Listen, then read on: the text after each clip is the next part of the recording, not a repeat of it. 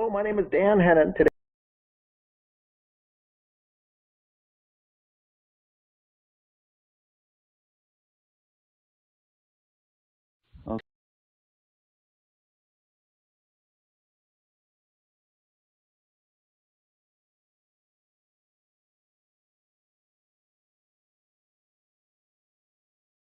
Okay, Dan, take it away. hello, my name is Dan Hennon. Today is June 28, 2020. We'll be reviewing on this podcast number 6 of the book, The Gray State, written by Greg Hernandez Jr. Joining us today will be Catherine, Greg, and myself for this episode. How is everyone doing today? Awesome. Doing great. Good. Well, we've got an interesting chapter to cover here. Greg's book is, for the new listeners out there, it's a 16-chapter book detailing the Crowley case murders. And this chapter today is called The Living Room. And because most of the details took place in the living room, this is going to be one heck of a chapter to cover. We may have to break this down into several parts, but we'll try it. We'll see how far we get here today.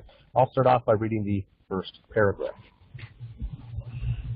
Blood spatter in the living room was, quote, mostly on ground, according to BCA crime scene team lead Joe Cooksley.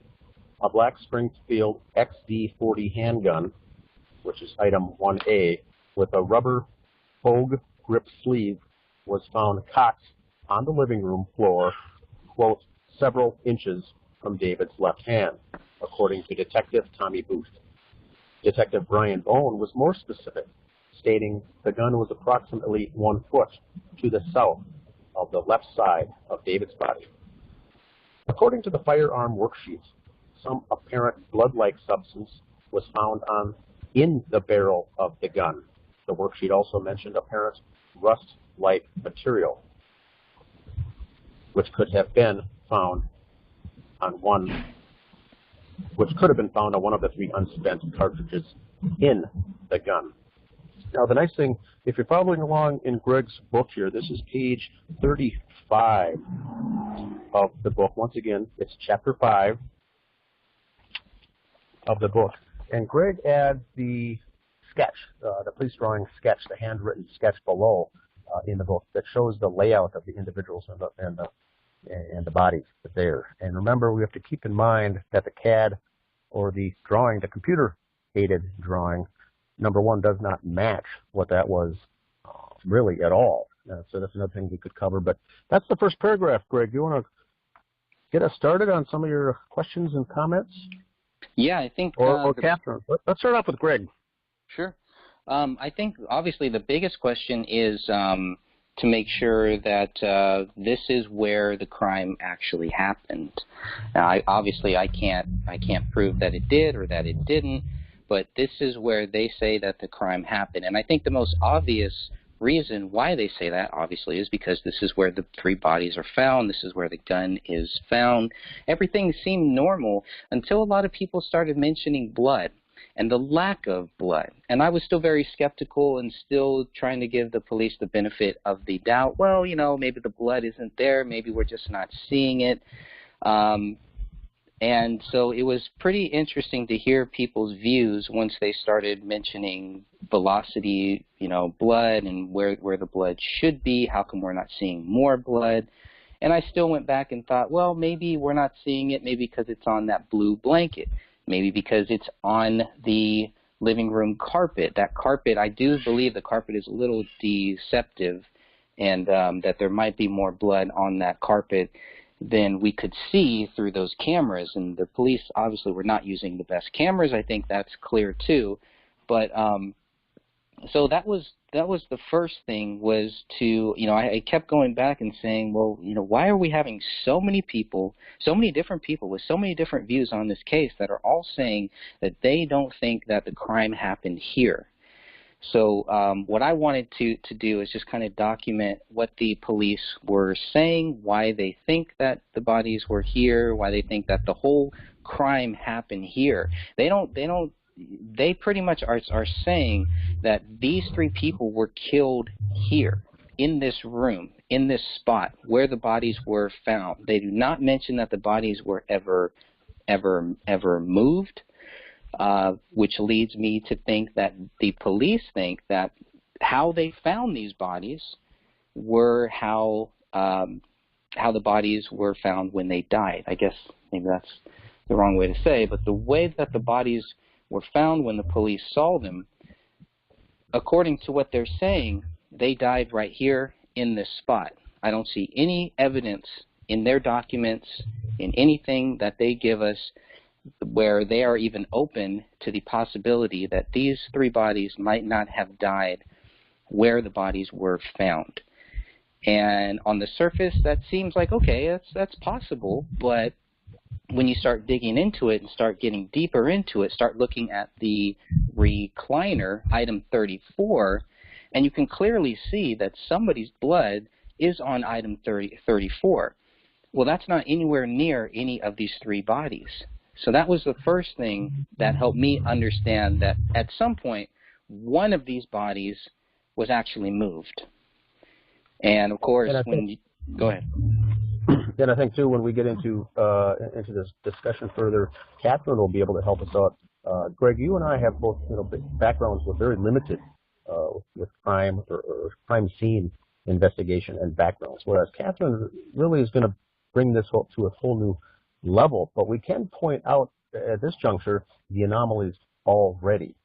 The gun, even though it was mentioned to be listed on one instance fairly close to David's left hand, and in another instance about a foot away from David's left hand, the thing we have to keep in mind is that David was right-handed, never fired a gun with his left hand. So the question is not, was it wrong that it was 2 or 3 inches away and another detective said it was a foot away?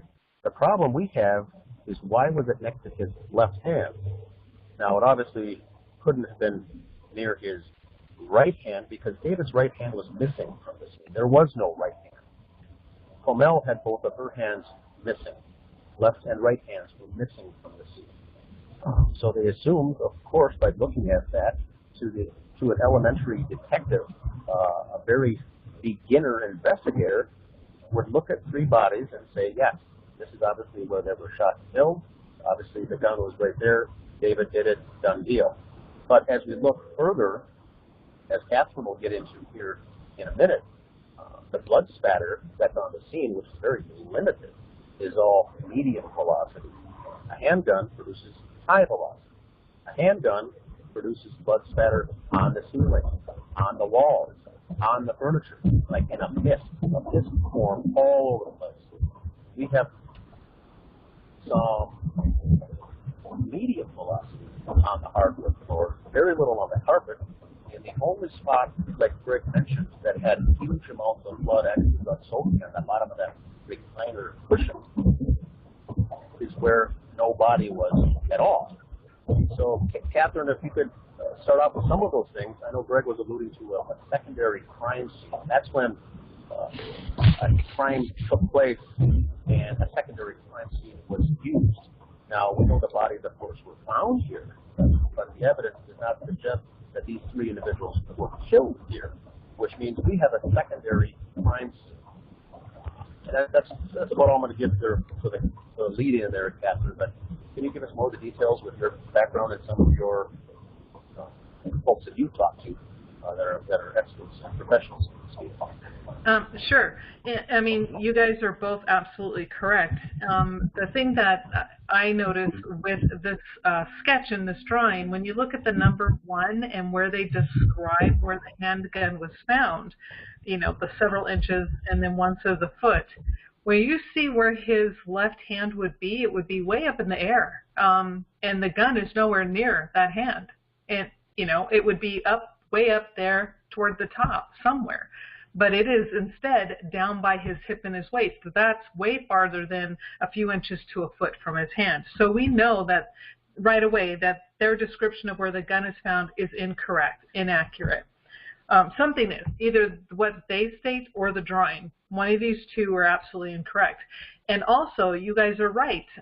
When Comel had 2 gunshots to the head, that would have produced a lot of spray, a lot of high-velocity spray on the couch, especially if she were killed there. On that couch, on the floor, it would have been everywhere. On the ceiling, like you stated, they would have found her blood. I mean, it would be ridiculous what they would find. Same thing with Rania. She was laying, or so they say, either between this sketching shows her lying between her mother's legs, and then of course on the photo it shows her lying on top of Kamel's left leg. And we know that, again, Rania did not fall naturally. These are not, generally speaking, natural positions where people would end up if they were shot. You don't usually end up on an arm like that with another above your head. You don't end up with, like David with his arms, one straight out, one up in the air. None of this scene makes sense. And so supposedly there are a total of 4 gunshot head wounds in this living room, yet there is 0 blood evidence to back up that theory. And right away you look at this and you start to read what they write and you're like, something's fishy. Why would they write this? And maybe they have an excuse, like Greg was saying, he wants to give them the benefit of the doubt, and that would be great. I would love to give them the benefit of the doubt, but yet they're remaining silent. Every time I try to reach out, they're quiet and they refuse to answer. So it leaves us to only go with the evidence, and the evidence tells you a story far different than what is written in the conclusion that they came to.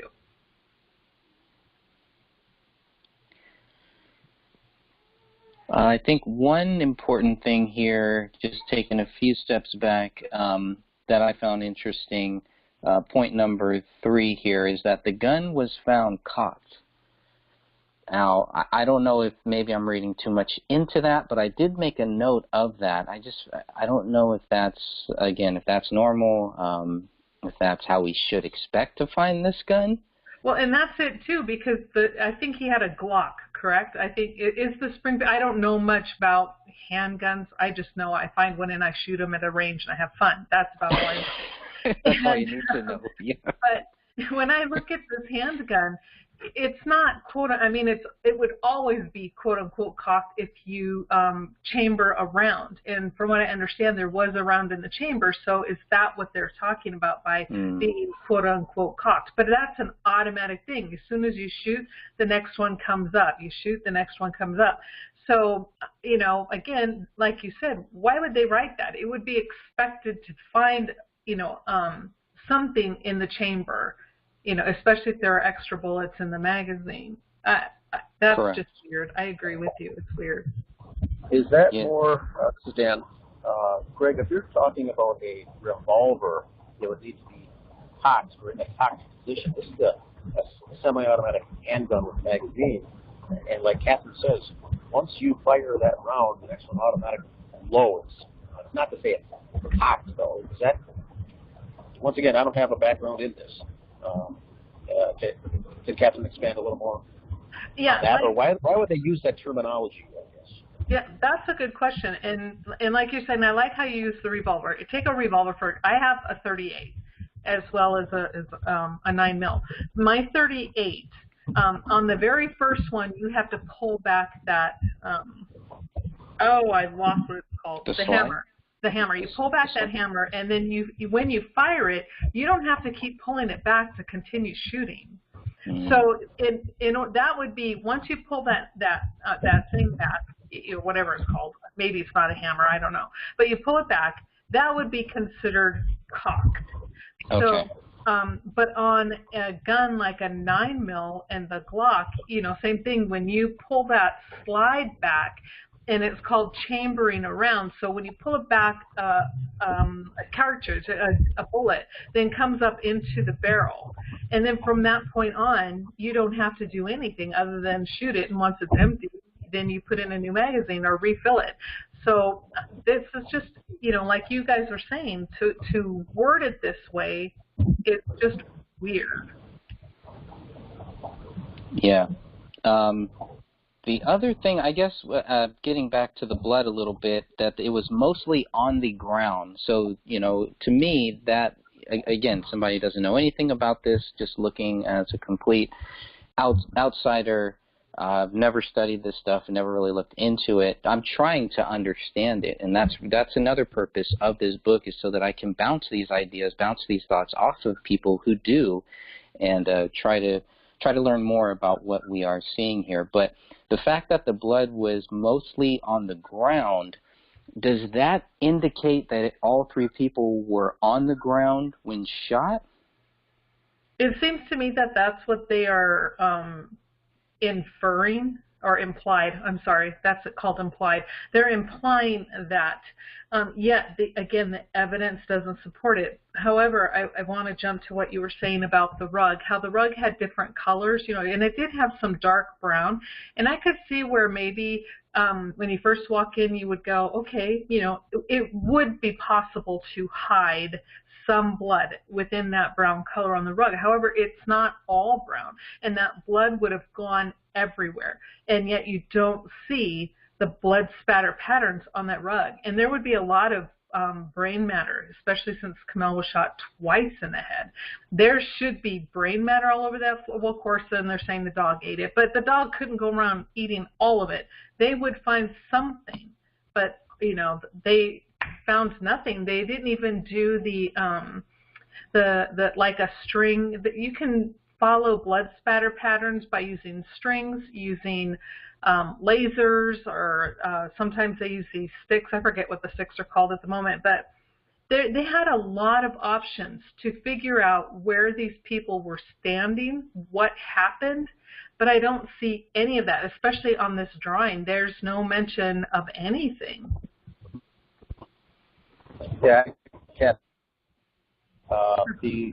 it was implied that the bodies were almost shot execution style, as if the individuals shot them from above in a downward trajectory, causing the blood to be down there. That certainly could be what happened. Evidence doesn't support that, but we still have the David Crowley suicide shot, which was up into the ceiling, which means even if the other two were killed by someone pointing the gun down, allegedly David at them, would result in that blood on the floor. David's would be all over the ceiling. And like you said, Kamel, I think, was actually shot. Evidence supports that she could have been shot 3 times.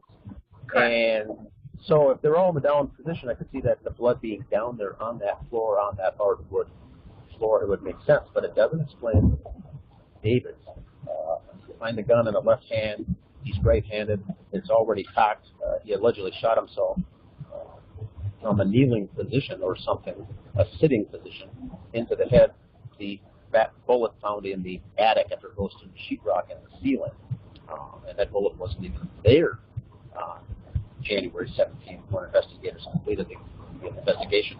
I think on the next day of this bullet was not found until February 18th, or that hole in the ceiling. So it's another month later. So we've got so many discrepancies here. But yes, it was it's very interesting. I think it does look like there was a blunt force trauma possibly in the area, because it does look like medium velocity versus Correct. a spray or a mist coming from a high velocity 40 caliber weapon. Exactly. So we haven't even brought up how loud that weapon is yet. So that's not for this chapter, but the neighbors there are very close proximity, and no one heard any of these alleged shots. Correct. And two, to mention the blood, when you look at David in the photo, all of his blood it's like almost makes a perfect line down the center of his body on his left side. Now, he supposedly fell backwards, according to them and what they are implying. He shoots himself, falls backwards. Well, that doesn't explain the amount of blood on his shirt, and only on his left side. It would have been all over his back, or maybe some on his front, but not in the pattern that you see. And so, I'm just like, okay, nothing. You look at the photo and you're just left with, whoa, what really happened? And then when they start describing how they find things, and then they can't, the story or their writings and interpretations of what they are seeing it comes close on most things, but on the important things like body position, weapon position, it's not agreed upon in people's reports. And that is another odd thing that I see. Yeah, and one question that I now have about the blunt force trauma is there any areas of blood, and I think we've talked about this, but I just want to clarify this. Are there any areas of blood that specifically show proof of blunt force trauma? Yes. Okay. To the right of Kamel on the hardwood floor, and then when the blood spatter patterns on the wall behind them, like where the chair was, there's that wall behind them. There's a proof of blunt force or medium velocity blood spatter that hit that wall as well. So yes, there is that proof. And what about the blood on the top of the recliner? There's actually hair and a little bit of flesh piece that are found there. Yeah, that's weird. When I look at that part right there does remind me, and that is where I could see where maybe the dog had kind of maybe threw up or gagged and it got stuck there, or it could have also been flying off either during, a hit or a gunshot. Who knows? But again, there are a lot of what they call void patterns. So you have all of these massive injuries to the head, which is highly vascular. Lots of bleeding would be going on. Lots of blood would be showing, brain matter, bone. It would be everywhere. But we don't really see that. But we do see lots of areas where there's nothing, but then a medium velocity blood spatter pattern, which tells me that there was some type of, I don't know, covering tarp. I don't know, but something was put in place that captured and caught a lot of the blood, because the patterns aren't making sense to the injuries and where the injuries are located. So this is Dan.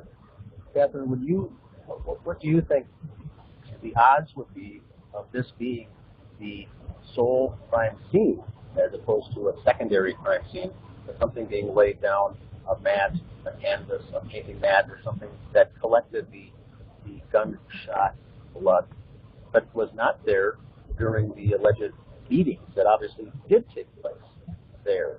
Or do you think the blood that was there could have been staged to make it look like a beating? Or is that authentic blood from medium velocity beating? Yeah, the blood patterns that I see look authentic, like it came from an actual injury, someone hitting somebody in the head, so to speak. I'm just throwing that out there as an example. However, I think both instances are correct. I agree with you, like you said at the beginning, that this is also like a secondary crime scene. I don't believe that they were all killed in that living room. There's just not enough proof. There is no blood that they showed from Rania or David in the living room, correct? It was all Kamel. Am I wrong, or did I remember that incorrectly? I think you're mostly right. There were some that were, well, we're not sure, right? It's like, well, it could be two or more, and we can't rule out Kamel or David, but yeah, for the most part. Yeah, all that talk, and however, there was nothing that from any of the blood that they tested that stated, okay, this belonged to Rania, other than like on the knife or on the gun. I'm leaving those out. I'm talking, like the blood on the floor, the blood on the walls. They took one swab of the writing in the living room, but that's pretty much it. They, the rest of the blood did not seem to be tested. However, what was tested only belonged to Kamel. Now, so that tells us then where were Rania and David killed? Because if their blood isn't in that living room, they were killed somewhere else. Or it could be just the primary crime scene. Somebody put up a tarp and killed them all there, but the tarp or whatever that they used was not really sufficient, so things got through, and the people who did it just didn't care that Kamel was there. However, my best guess is I tend to agree with Dan that there at least one of them was not killed in that living room. And so it's like a primary for Kamel. I believe Kamel was killed in there. So primary for Kamel, but it could have been a secondary for David and or Rania. So I kind of think it's both, if that answers your question. And so I got a quick comment here. It does, the evidence that we see, if you look at the facts, it suggests that Kamel was beaten by blunt force trauma, blunt force instrument in that living room. May or may not have subsequently died or was shot at that point, but was beaten in that living room. That's what the evidence suggests. The problem is there is no baseball bat or tire iron or anything in that residence that shows proof that something was. So if this was done by a third party, they obviously took that weapon with them. Correct? Correct. And if David had done it, it would have been sitting there. You know, they would have found it. Well, you know. See, that's the point that we have an issue with. Is officially the official narrative is David did all the shooting. David killed his family and then killed himself. But if he beats someone, Kamel in this case, his wife, with a tire iron, baseball bat, or something, it would be in the residence. It's not, and that's just the facts. Correct. That's not a theory. It supports the fact that Kamel was beaten in that living room. May or may not have died there with the gunshots, as we know, 3 of them. But there's no instrument that caused the beating.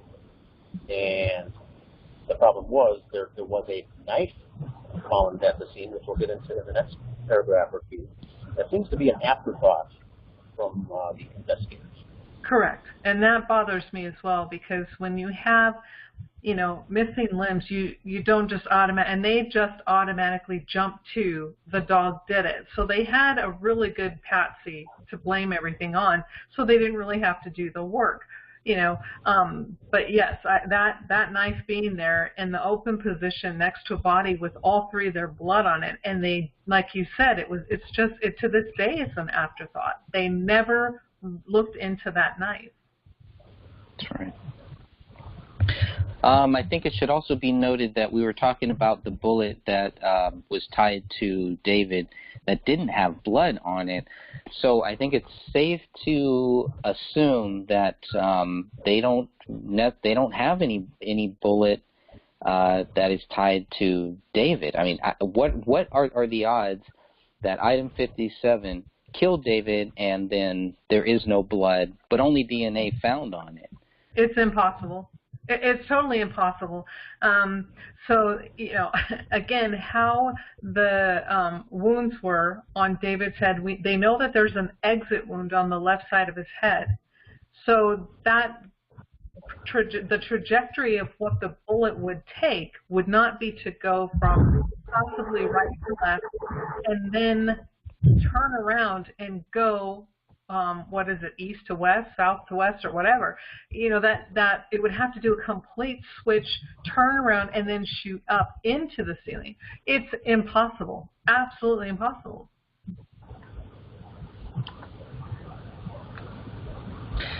Let's see. The next thing I had here was how close would you have to be to get blood into the barrel of the gun?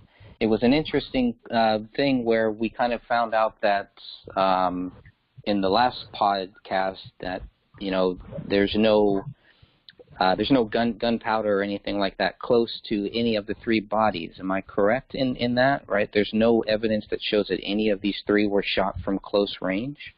On a few of them, I'm trying to remember who it was. There was no, there's no gunshot residue that they found.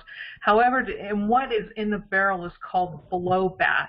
So in order to get that blowback into the barrel of the gun, they would have to be relatively close. So with it being that close, one would assume, especially with Kamel, with 2, at least, we know 2 gunshot wounds to her head, but like Dan said, there's a 3rd bullet fragment with her blood on it. So, you know, with the evidence, and we have to go with what only the evidence is showing us, is that she was shot twice. So there should be gunshot residue on her hair, on her clothes, and, you know, somewhere it should be there. But yet it's mighty convenient that it is missing throughout the entire house.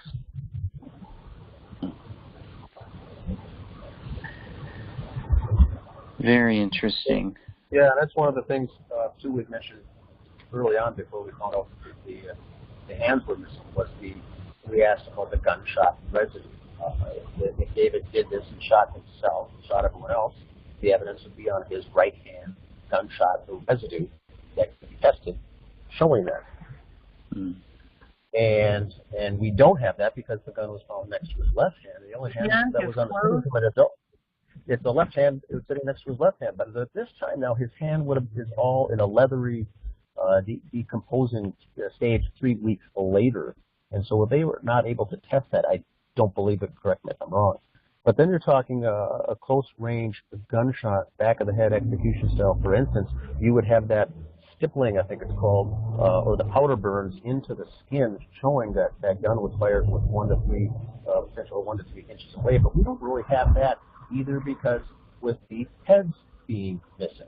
So we can't tell who was shot where or anything, much less. So we don't know if they were from a distance, from close range or not. So I think any kind of testing like that is also now inconclusive for the most part, because we can't get that information.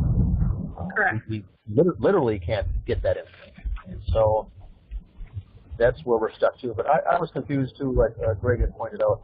There was a bullet-like substance inside the barrel of the gun, and if that is common or not, as far as the blowback coming back into the barrel itself, I find that strange. Yeah, it's very common if the gun itself is held close to the body, but especially like the head, you would expect to see blowback. So yeah. Okay, but there's no way. That's not out of the question. Okay. I got nothing else on page 35, but mentioning that, staying on the blood in the barrel, how does the blood get to the magazine?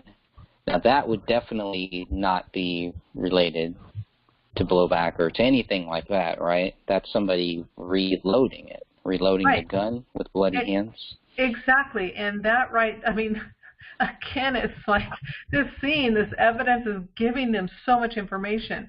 Someone was bleeding prior to that magazine being picked up. Whoever blood that was, they were bleeding prior to, obviously before they were shot. So this is, again, like you said, it does not go from shooting somebody to a thumbprint on a magazine.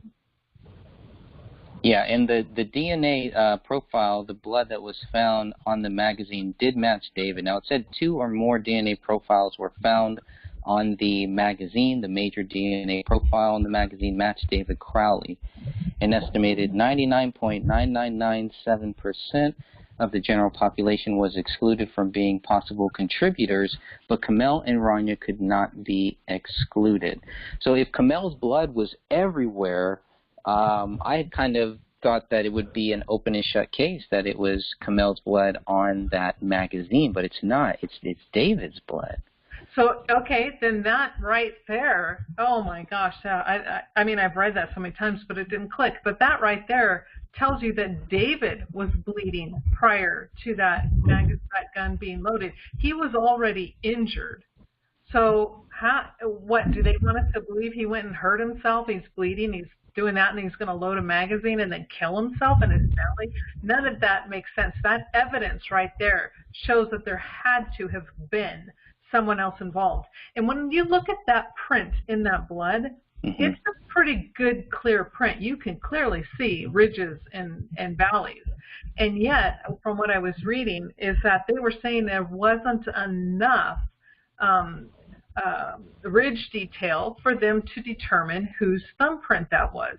Correct. And I don't know how they can do that, because there are ways that they can, recreate it, and that print looks pretty darn good. It's right in there. It's not smeared. Nothing. Clear as day. How come they couldn't, figure that out, whose it was? Well, I think it would be good to compare that bloody print to the one bloody print that they could tie to David, which was on the note page found in the office bedroom. So that one, they were able to tie David's left middle finger to the notepad, but like you say here, we got a clear ridge detail. It looks, I mean, it looks like we could almost give that to someone and they might be able to figure something out. I don't know, but that's an interesting question. I'm gonna have to look more into that. Yeah. Yeah, you got to go back to the question once again. How many rounds did that magazine hold at Right. Yeah, it held 12. It held 12 rounds, but you know, when and I think mine holds something like that as well. But you know, I was always taught, you know, don't worry about that 12th round because you know it can get really hard and really tight to get that in there. But you know, this David's a young guy; he's probably pretty strong. So whether or not he loaded all of his magazines with 12 rounds is to be questioned. But when you look at the other magazine that was in the safe, that one only had 11 rounds in it. So it just kind of makes me think that he didn't put that 12th one in just because it makes it harder. So you don't waste your time. If you're going to go fast, you know, you don't want to waste your time trying to shove in that last one. You just load what you're going to do. And this is just, I'm talking practice-wise. You load it, and then you shoot it, empty, you load it. And so it's either 11 or 12, but my best guess would be 11.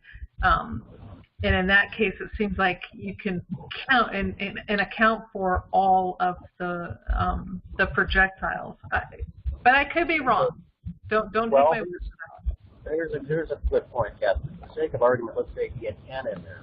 Whether it held 12 or had 2 in the chamber, he only fired allegedly 60 shots that day. Why was David reloading anything? The next question is, why was David bleeding at all? Is the question. Correct. He allegedly shot his daughter, his wife, and himself. None of those situations involved him bleeding. So now we get back into this torture or a beating situation. Who was beating David, or what took place that caused David Crowley to be bleeding in the first place? Not even yet to ask the question, why the hell was he changing cartridges, magazines? He had no reason to even swap it out. So why was that thing even out, much less why was his blood on it? So what we get here is more and more evidence of a staging that took place where errors were made. Correct? Correct. Gotcha.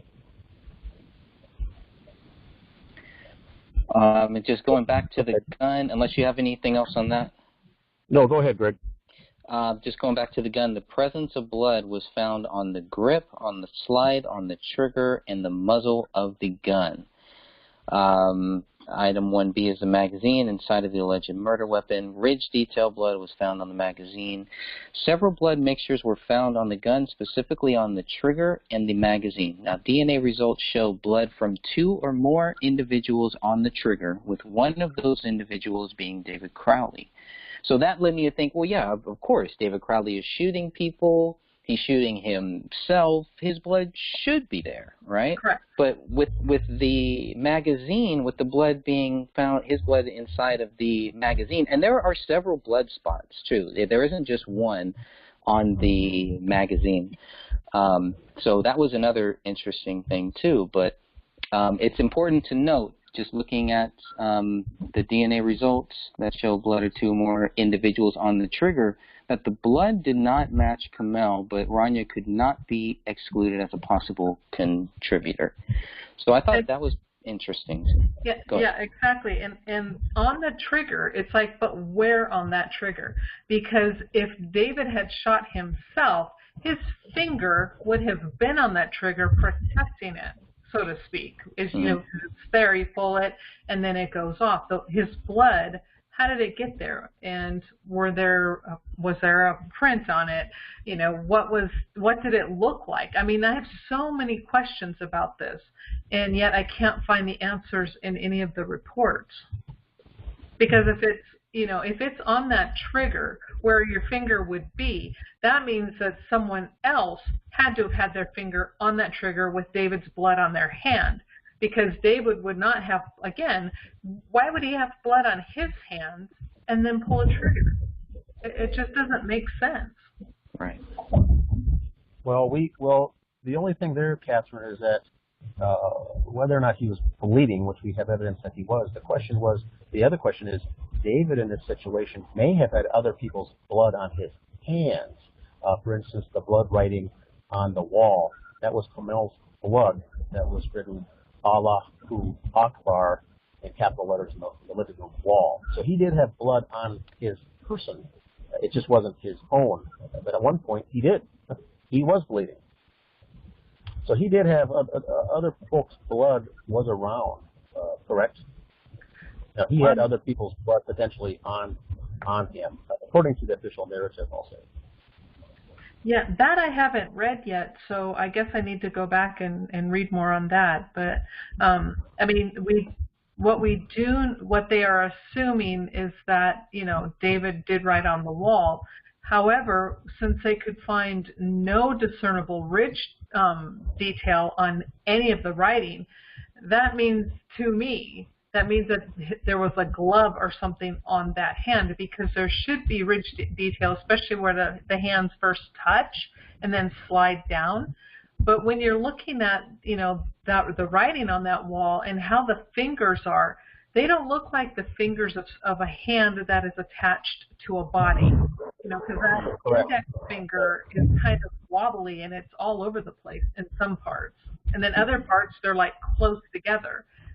So it's, correct. again, And sorry, I didn't mean to assume that David did it. I meant according to the narrative. So they're investigating that he did all this. But yes, we do know that David did not write anything, in fact, on the wall with a glove or not. It was nothing tied him to the writing on that wall. So yes, a latex glove or something was used by the person or individual doing that writing on the wall. Correct. And I didn't even think that you were inferring or implying, I'm sorry, that David did it. I didn't take that at all. I got exactly what you were saying, because it's like, you know, he obviously was bleeding, and so how did the blood get there, and why is he bleeding? And that's kind of my question too. It's like, why is he bleeding prior to picking anything up? If, you know, they're trying to say he did it and he picked this up and loaded that, well, why was he bleeding? And they don't answer that question. Yeah, there's 2 points that I mentioned to people that follow the case, and just kind of want to put a summary of it, believe it or not. I tell them there's 2 things. There's 2 instances where one is where there is blood of David's where there shouldn't be. That's in the magazine. David shouldn't have been bleeding at all if he killed himself. And there's no blood where there should have been blood. The bullet that killed him, not a single drop of blood, not a microscopic piece of blood was on that bullet fragment. And so that's all I think that folks need to know to put 2 and 2 together on this case. 2 things that are almost physically impossible, that are, for the most part, physically impossible. That's all that the elementary user following a case like this needs to know. Then you get into the rest, and Greg has done a great job putting all this together in the 16 chapters of the book, is outlining all of the various dozens of inconsistencies. And so what we have here is a very troubling case when it's all said and done. Yep. Agreed. So the only other thing on the magazine is that there was 1 round found in the chamber of the gun, and there were 2 other rounds, 2 unspent rounds found in the magazine. Latent prints were not found on these 3.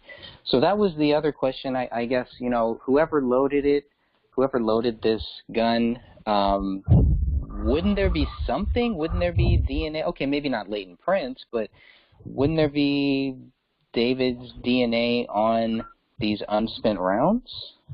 Yeah, there should be prints, and I mean smudged, they would be smeared, but there would be prints and there would be DNA, there would be something on those, because you have to pick them up, put them in there, and then shove them in. Pick them up, put them in, and shove them in.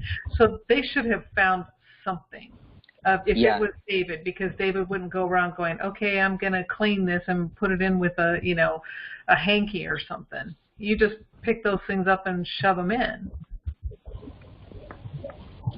Yeah, and I would have to go back to see if they looked for the latent prints and didn't find them, or if they just didn't even bother to look for it.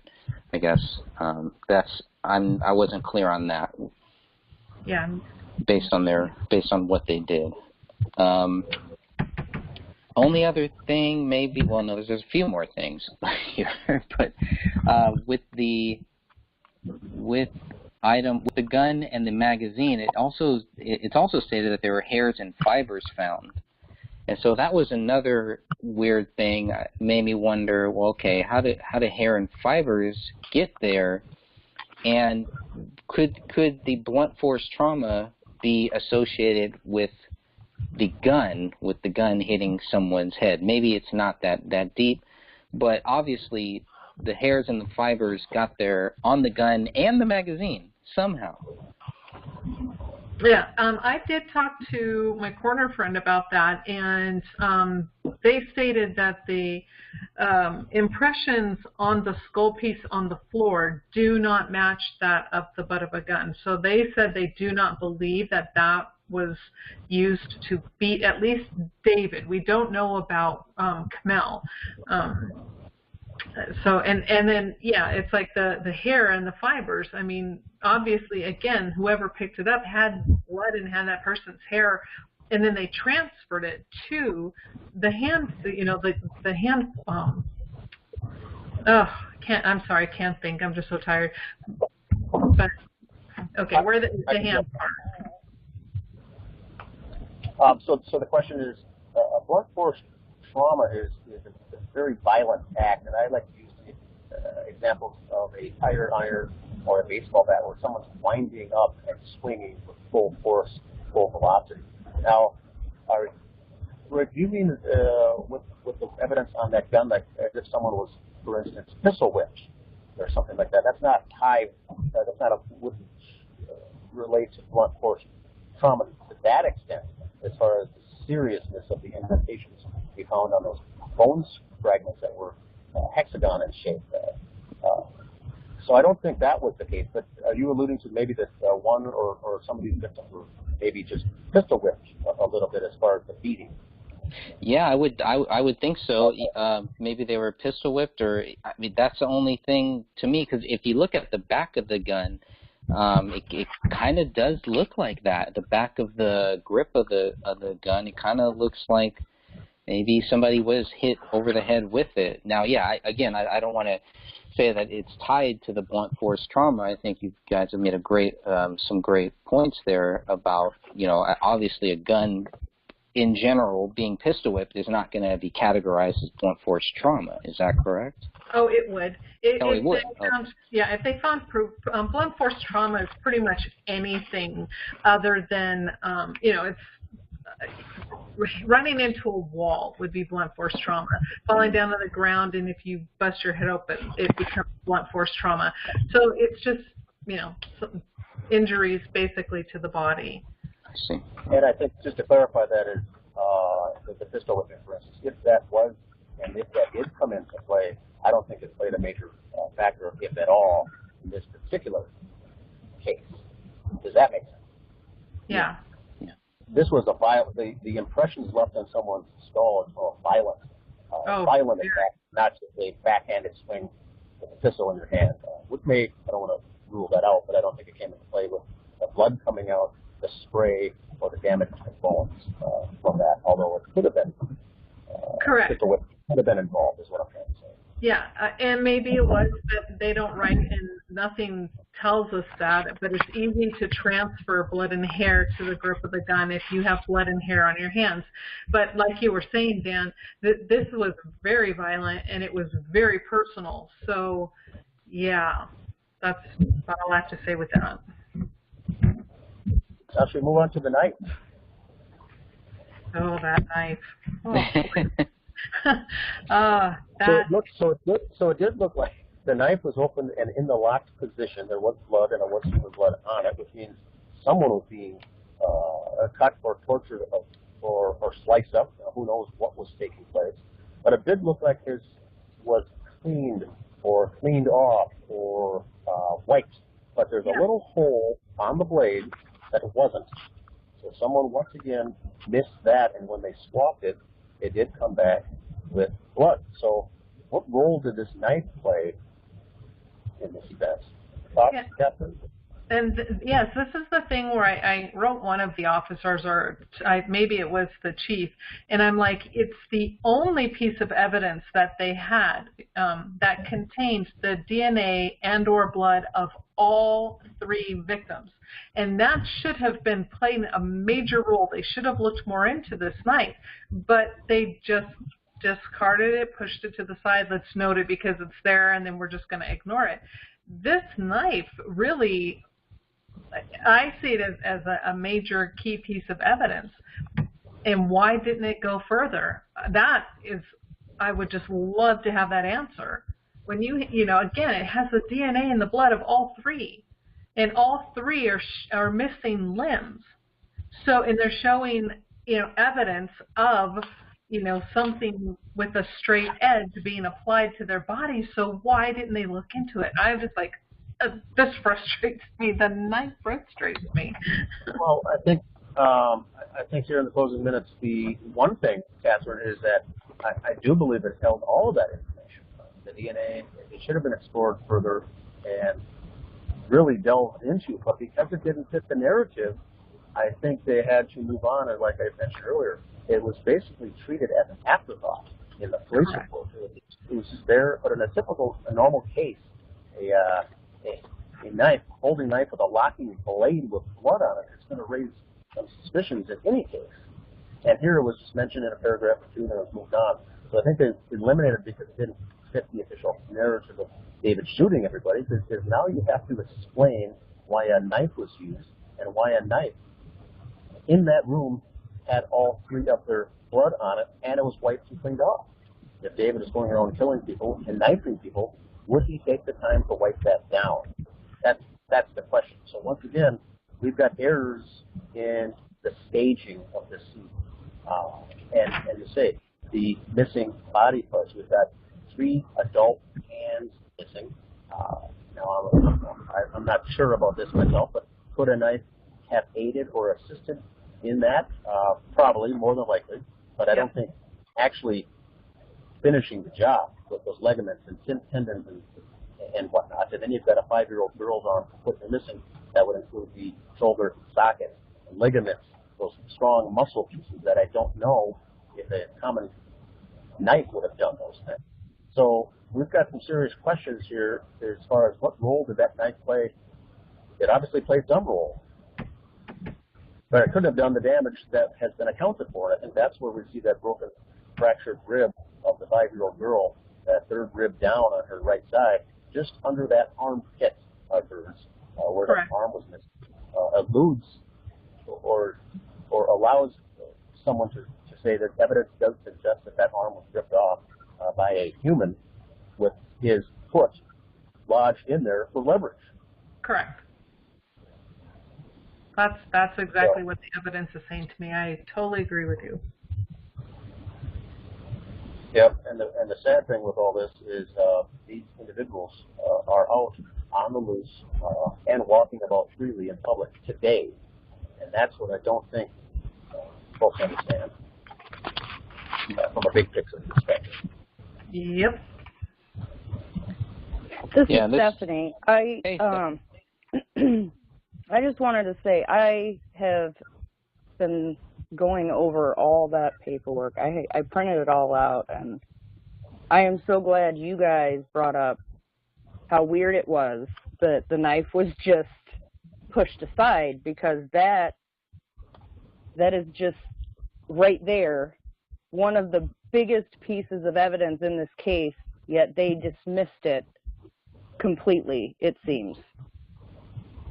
Yeah, it's like they didn't even want to talk about it. The knife is not mentioned. It's not credited with anything. I think if people would have known that from the very start, that there was a knife there, I think it might have raised more questions. Yes. Definitely. And then, as Dan was saying, these people are just out there, and online, there alone is so much evidence of them making these sick jokes about, oh yes, we did this and we mixed the blood with water, and why would anyone, if they truly believe David was guilty, why would they ever say something like that? That's horrible. You know, if they really cared about that family and their extended family, why would they put that out on a public forum for anybody in the world to see? Yeah, that was absolutely horrible and tasteless. I'm glad you finally joined. I'm sorry that I probably took up a lot of the time, and thank you for being here, Stephanie. I really, really appreciate when you're here. But I got to hit the road here, so I'm going to jump off. But thank you, everybody, and we will, next one, Oh, yeah. We'll cover be back. more of this. Yeah. It will be Yeah, I was a little late today. That's okay. Welcome, Stephanie. Welcome. Yeah. Thank you guys. But yes, Thanks the for last joining thing us. I've got to say before I got to jump off as well is does the limitations of that reference to that knife prove a law enforcement cover-up? I don't think that it really does, but there may have been pages upon pages written about that. And the question is, when the final report was written, all we get is a paragraph, was that eliminated? Was that redacted? Was that stripped Yes. out? You know, I'm Yes, not saying because that there they was. did their homework on it, but why did it not make the final report? And there, I think, is where you start to see a little bit of the underpinnings of a cover-up involved in this entire escapade. Yes. Completely agree.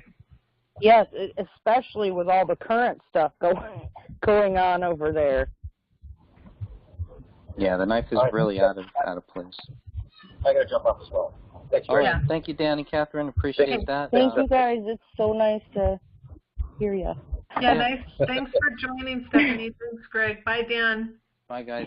Stephanie, go ahead and stay on if you want here. I think we should cover a little bit more about this knife and kind of explain, because I think a lot of people just have not heard about this. They just simply don't know. This knife was found closest to David's left leg, similar to where the gun was found, closer to David's left leg. And obviously, he's not going to put both of those there. There's no reason for the knife to be found. There's no reason for a knife there, first of all. Second of all, it's so out of place. But the fact that, you know, the knife, which is item 8, is found very close to item 1, you now have two possible murder weapons, possibly.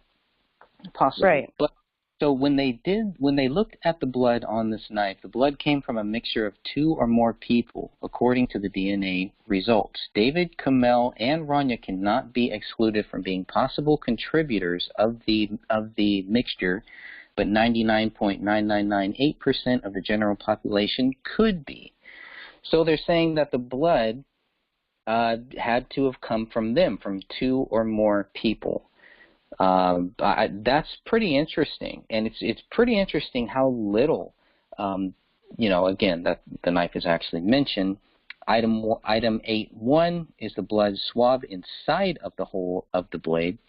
Item 8-2 is a swab of blood found on the folding side of the blade, and blood is not present on the handle of the knife, which I also found very interesting, that the blood was not present on the handle, which kind of makes no sense. You would expect that if David had shot them and removed her hands, which is the only way I can possibly come up with how they came off, he would have had blood on his hands. And touching that knife, there should have been blood all over it. There was, I think there was hair found on it too. Yes, yeah. Item 8-4 is a hair sample found on the handle. So there's no blood on the handle, but there is a hair sample. We don't know whose hair sample that is. It's never explained or never, they don't go. There's no hair test done, period, that I've found to explain whose hair, because there's hair everywhere. And not one it's not test. just like fake hair, or excuse me, it's not just like human hair. It's also synthetic hair from that stuffed animal. Yeah. There's a bunch of that all over, and there's like cotton fibers that I guess And came from the stuffed animal as well. And that's all just like mixed in everywhere. And that I believe is from paleo. You know, Yeah. it's completely possible that he just, And him there's being also alive dog hair. really just, yeah, and there's dog hair too. Him being alive, he was able to take every single piece of evidence and move it around, except the things that was blamed on him, that the things that he was accused of doing don't make sense. Like this Right. knife. It should have David's fingerprints It should have. right Yeah. on there if he's the one who had it. Now, if someone who had gloves on was touching it, I still don't understand how there wasn't blood on the handle, but it wouldn't leave fingerprints if you had gloves on. Right. And it's completely, when you're looking at where the knife was found and where the gun was found, it really just looks like somebody tossed them there, to me, at least. So I'm zooming in on item 8 here for the viewers that will see this later, and then where item 1 is, and you can clearly see, you know, they're both next like to, right there. Yeah. It's so out of place. It's just so weird. I don't know. I mean, even if somebody was staging this scene, it still seems like why is this knife here? Why is this knife left there? It just leads to so many different, so many rabbit holes, I guess is the easiest way to say it. But what you end up doing in looking at this case is trying your hardest to come up with every possible solution, you know, even going down the route that he is guilty, you know, and doing this, you're looking at this crime scene and the pictures, and it's like, okay, why is that there? Why are those two right there? You know, looking at the difference in the reports between each officer, between even the slightest little differences, you know, that could just be coincidence, but all of these rabbit holes end up leading you down the even bigger assumption that there's a giant cover-up here. And I really, really hate saying that because I don't agree with a lot of conspiracy theories, but there's a lot of truth in these so-called, like, crazy people that just, you know, they've lost their minds and they're just believing these things for no reason. There's a lot of truth in it. Like, the Philip Marshall, that case, there's quite a few holes there. Yeah, there are. There was, the name escapes me right now. I just started looking into this woman who, in Minnesota, oddly enough, not by Apple Valley, but around, I don't even remember the county, but it's in Minnesota. She supposedly killed herself and her son, and the ex-husband is nowhere to be found, and there's just a lot of holes in it. It doesn't make sense, but it's been looked at as a suicide. And I mean, yeah, it's possible, but there are things like with this case where there's things there that shouldn't be there.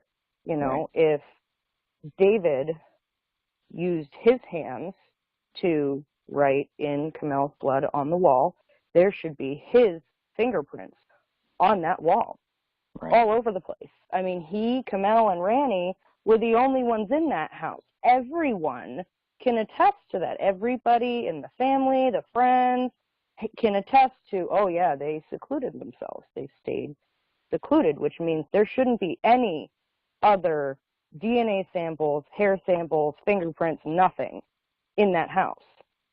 Right. You can tell that they cleaned because, I mean, even with one dog and two adults and a child, if they didn't clean, that place would be a wreck. So you know they cleaned. Yeah, and there was a lot of questions about that, about how the house looked, and some of the comments that I've seen, you know, oh, the house looks dirty and this and that. But, well, you know, we also There's have a point to where it stops, though. Like on certain spaces where you'd expect there to be continued dust, there's a clean spot, you know, or in some of the pictures in the living room of the floor where you can see like blood spatter and hair, there's almost a clear line in several of the pictures of where it just looks like somebody cleaned up to that point or picked something up. And I don't know. I'm not quite to the point where I understand completely how all this happened, but it's just odd. Even the smallest things, like there not being blood on this handle. Why? Why isn't it there? And as a good investigator, if they are doing their job the correct way, you know, following what they're supposed to do, why didn't that bother them? And if it did, why aren't there notes on how much it bothered them? I always wondered why, with the knife open, because at first I didn't know that the knife was actually open, and I didn't know that it had blood on it. So I learned that much later. But just looking at the knife, I was like, well, why is there a knife there? It's not really mentioned. And then, well, once I found that the knife was open, then it was like, wait a minute, that's a clear sign that there is possible, quote unquote, a possible sign of a struggle. That's one of the biggest, clear signs, and it's not like it's in some other room. It's in the living room. It's right there where these bodies are found. Right How by is the that gun. not? Right by the gun. David. Right next to David. Right. And not, it's weird. Not next to Kamel. Not really. You know, there's no way that not it was somewhere next else. to her. No, it is right by it's David. Yeah. Like almost like they were specifically trying to say, hey, he did it, because they didn't leave it on the right-hand side of him where his hand was missing. Right. They specifically left the gun, item 1, and this knife, item 8. Item 8, yes. Very, on very David's close left side. Right. That's so all. He wasn't left-handed. Exactly, and they knew that. I mean, it didn't take them long to figure that out. Even when we asked Detective Gummert, you know, do you think David shot with the right, or do you think he was right-handed or left-handed? It was pretty simple. They knew that he was right-handed. There was no indication at any time that he was ever left-handed. So there, right there, I mean, it just goes on and on and on. Now, I do want to wrap this up. I do want to get your final thoughts here. I want to finish up just a little bit on the latent prints that were found on the gun, because there were some that were found there. And there was a latent print found on the magazine. So the latent prints, and I'm reading from page 36 of the physical book, and I don't know exactly what page it is for the digital version. I apologize for that. But latent print results revolved around 2 of 3 latent prints suitable for comparison. 1 found on the gun and 1 found on the magazine. Now, LP1A-1 is a latent palm print on the gun. According to the latent print results, no known palm print for David Timothy Crowley was submitted or found in the BCA files for comparison to the palm print on that gun. So again, that just proves they could not put any palm prints, any prints of David on that gun. Yeah, they had David's blood. David's blood was on that gun. It was also inside of the magazine of that gun, which, like how we talked about before you joined our call, we had talked about, well, how did David's blood get on the magazine? He must have been bleeding. So obviously, you know, but did he take it out to reload or something? We don't know. You know, we don't know. But again, it's like, well, how did his blood get there? If he took it out to reload, how was he wounded? Who wounded him first? That's another great question there. So that we know that there was a bloody print found on the gun, on the handle of the gun, but they could not tie that to David. Now, LP1B-2 is a latent fingerprint found on the magazine. However, this too cannot be tied to David due to the limited quantity and quality of information in the latent print. So, nothing. Nothing there. Nothing that shows that David Crowley did any of this. Now, she also says, here we go, Jennifer Kostrowski consulted with Dennis Randall. These are from the BCA, I believe, about this latent print. He agreed that it could be one or two prints. And that was another thing. There could be multiple prints on that gun. And they say, which was unusual. Coupled with low quality makes it difficult to determine. So here we have the first and the last place that I've ever found that there were two prints here. Now, that doesn't mean, first of all, well, two prints by two different people or what? We don't really know, because what we know is if they could not tie that print to David Crowley, then it's possible, not saying that it's true, but it's possible, maybe not probable, but it's possible that there were one or two other prints by one or two other people on that gun. Or maybe it's David's and they just couldn't conclusively say that it was his, but there were multiple prints on that gun. So I don't. Yeah, I thought maybe it could have been Kamel's, because it was her fingerprints on the gun safe, the touchpad thing. I think it was her DNA. I thought maybe. Right?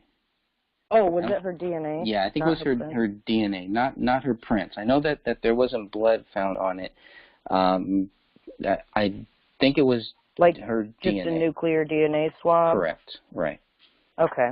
Right. But so I thought maybe it could have been hers, but if you go through the reports and look up with the item number and everything, it doesn't say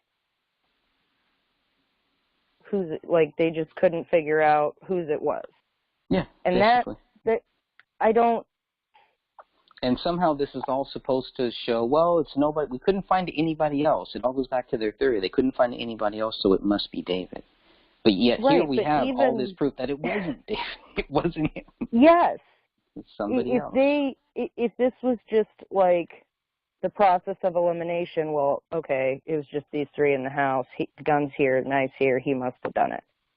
Right. Without any of it. Without, yeah. That's something that a normal person who doesn't have any detective, police, forensic, medical, anything like that, someone who just, is, I don't know even what type of person that is nowadays, but even somebody who's interested in watching the CSI or NCIS or, just true crime shows would look at that and go, okay, well, if it's him, then his prints are going to be here, here, and here. Right. So then you go to that, but his fingerprints aren't there. You've got unknown DNA samples that didn't belong to Kamel, David, or Rania. Mm-hmm. So why didn't they follow that? Why didn't they find out whose it was? They had enough to sample to find out it wasn't those three, so was the whole sample destroyed in doing that, so they couldn't run it in any of their systems?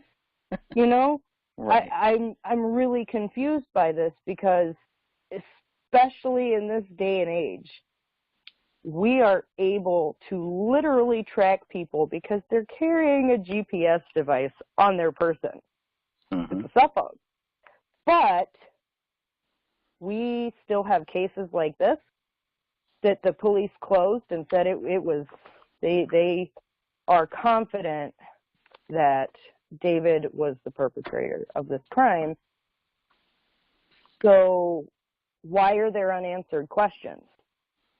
There shouldn't be. If you close a case, there should never be any unanswered questions, because those detectives aren't supposed to close a case until they run down every little rabbit hole. When they open up a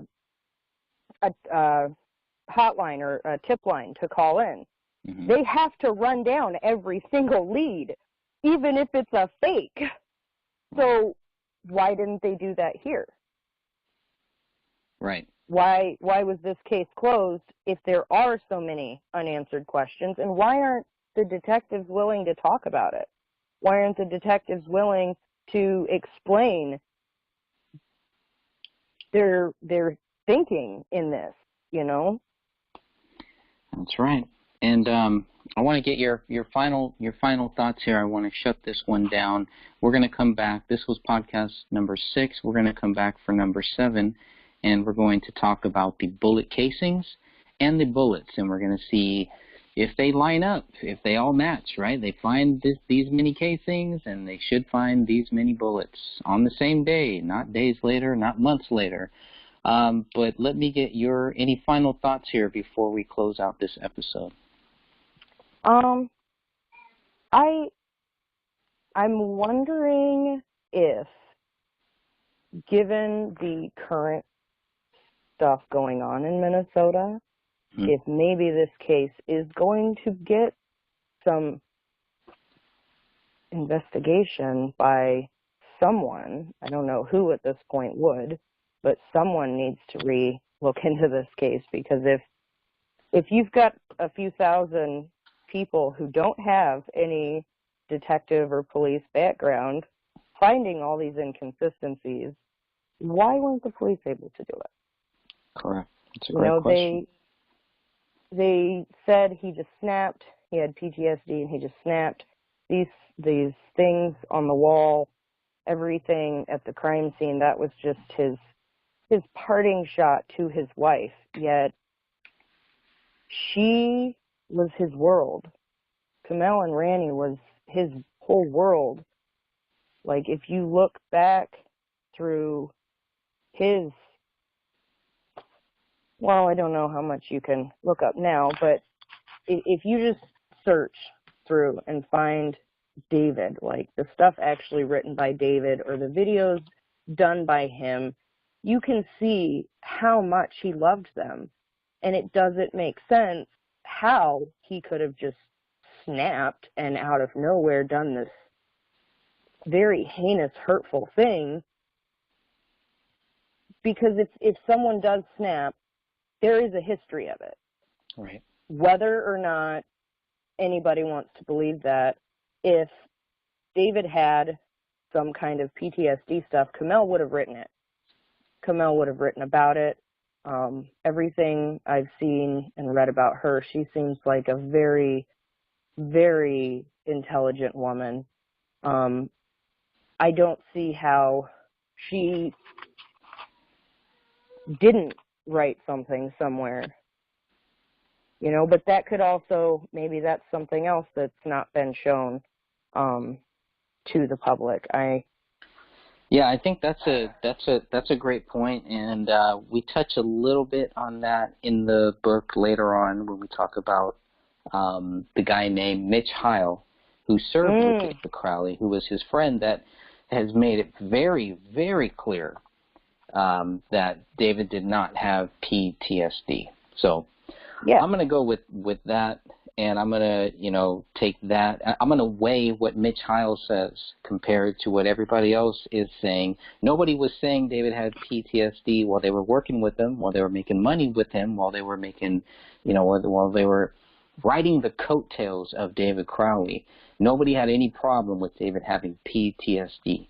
But as soon as he dies, it becomes a convenient excuse, which I don't like, because there are real people, real soldiers out there who do have that. And not just soldiers, but we're just talking about soldiers here. Well, especially in the military, it is looked down upon for them to go and get counseling. Oh, yeah. Just like if you were in a mental hospital, you wouldn't go to your job interview and go, oh, by the way, I was in a mental hospital, just so you know. Good point. That's not something you would ever disclose unless you absolutely had to, like in a personal relationship or, doctor to doctor, something like that. Good point. David, with Mitch Heil knowing David as long as he had, you would think that he would have been the first person, him or Danny or Dan Sr., one of them. That's true. That's would have true. said, or even Allison. One of them would have said, no, you know, we know he did this because he struggled with this for a long time. None of them had any inkling of that. None of them said a word about it. With this whole Gray State movie, while it was, you know, stars and dollar signs in everybody's eyes, David was a great guy and everybody believed in him and everybody was behind him. And then after this happens, the people that David was distancing himself from changed their ideology from always ask questions, always look deeper, never stop till you're satisfied, to stop, don't go there, trust us, we know what's going on, you don't need to look further into this. That's weird. That in itself is weird. You don't act like that if you don't have something to hide. Well said. Well said, my friend. I think that's I really think that's a great... appreciate you having me call, even though I was quite late. That's okay. I think you're our good closer here. You usually close out the show with some great thoughts here. I think that's a great place for us to shut this one down, and we'll come back, and I hope you join us for number 7. We're going to be talking about the bullets and the bullet casings, and we're going to make sure that everything turned out correctly. So if you've read my book, you will know we're still on the living room chapter. We only got through about a couple pages here, but we will come back next month. And thank you, Stephanie, again for joining me. Thank you for having me. All right. Until next time, God bless you all, and we will be back here next month.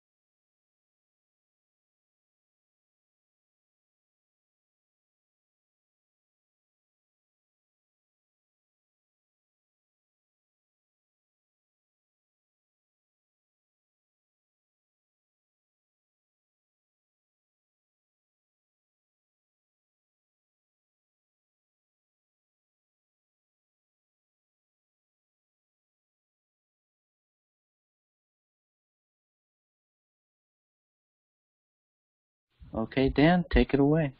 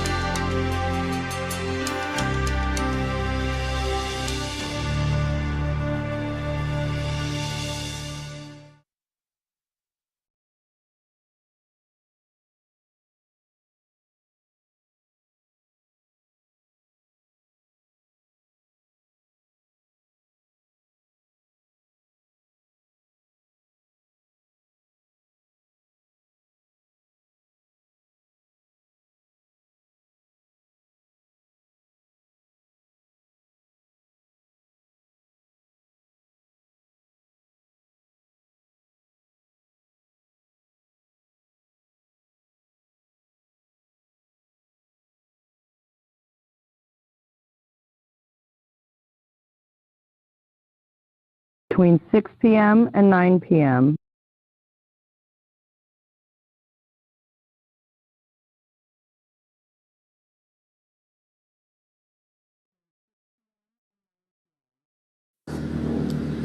Hey everyone, I just want to remind you that if you haven't heard about Anchor, it's the easiest way to make a podcast. Let me explain. It's free. There's creation tools that allow you to record and edit your podcast right from your phone or computer. Anchor will distribute your podcast for you so it can be heard on Spotify, Apple Podcasts, and many, many more. I'm trying it out now and I love it so far. You can make money from your podcast with no minimum listenership. It's everything you need to make a podcast in one place. Come on, download the free Anchor app or go to anchor.fm to get started. The Gray Stage by Greg Fernandez Jr., Mind Body Soul Productions, 2020. United States Army veteran and Minnesota filmmaker David Crowley was accused of murdering his wife and daughter before taking his own life in December of 2014. The Apple Valley Police Department suspects the bodies were inside the Minnesota home for 3 weeks after they were found by neighbors on January 17, 2015. Within 24 hours of finding the bodies, authorities assumed this was a double murder-suicide. The culprit was deceased and the public was not in any danger. On the day the bodies were found, authorities did not see a bullet hole in the living room ceiling or a bullet in the living room carpet. These were two of the most important items in this case, as they were tied to David Crowley and his daughter. It was only after investigators were told of their existence that they returned to the crime scene on 2 separate occasions and retrieved the 2 spent rounds. What did authorities find in the Crowley house that proved David Crowley murdered his wife and daughter and then killed himself? Without a motive, and with the absence of guilt, the case was closed with the status of exceptionally clear. If David is truly guilty of this crime, then authorities should be forced to prove their theory. The Gray Stage exists solely because of the official conclusion as stated on page 92 of the Apple Valley Police Reports PDF. With the conclusion of the review of digital devices, Detective Brian Bone reported on October 7, 2015, there is no other information available for further investigation. Throughout this investigation, the AVPD has not discovered any information or evidence that shows anybody but David Crowley is the perpetrator of these crimes, including the killing of his wife, child, and himself. This book, The Gray Stage, is a direct response to the allegations against David Crowley. Due to the lack of evidence against David, I felt it necessary to write this book. One of the reasons I decided to write The Gray Stage was to help convince the Apple Valley Police Department to reopen case number 1500303.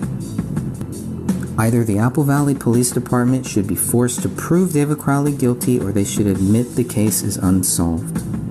Because the official investigation failed to prove David Crowley guilty, I can only assume he is not. What other conclusion could I possibly reach under the current circumstances?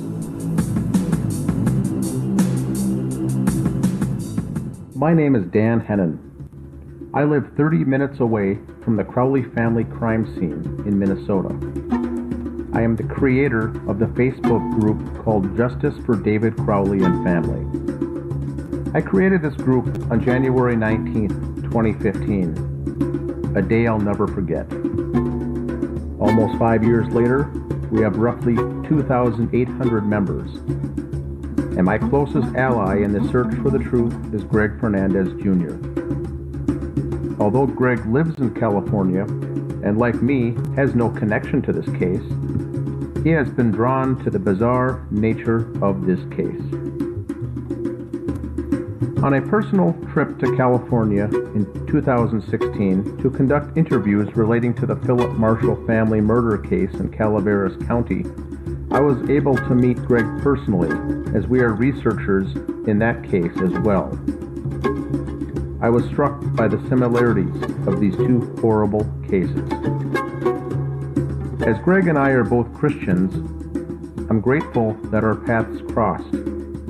We conduct faith-based research on several unsolved crimes. I consider Greg a brother and feel honored that he asked me to write the foreword to this book. As an accountant by trade, my focus is on banking transactions and anomalies that come into play relating to means, motive, and opportunity of a crime. Who benefits? Why was the crime committed? My attention to detail is something I take pride in.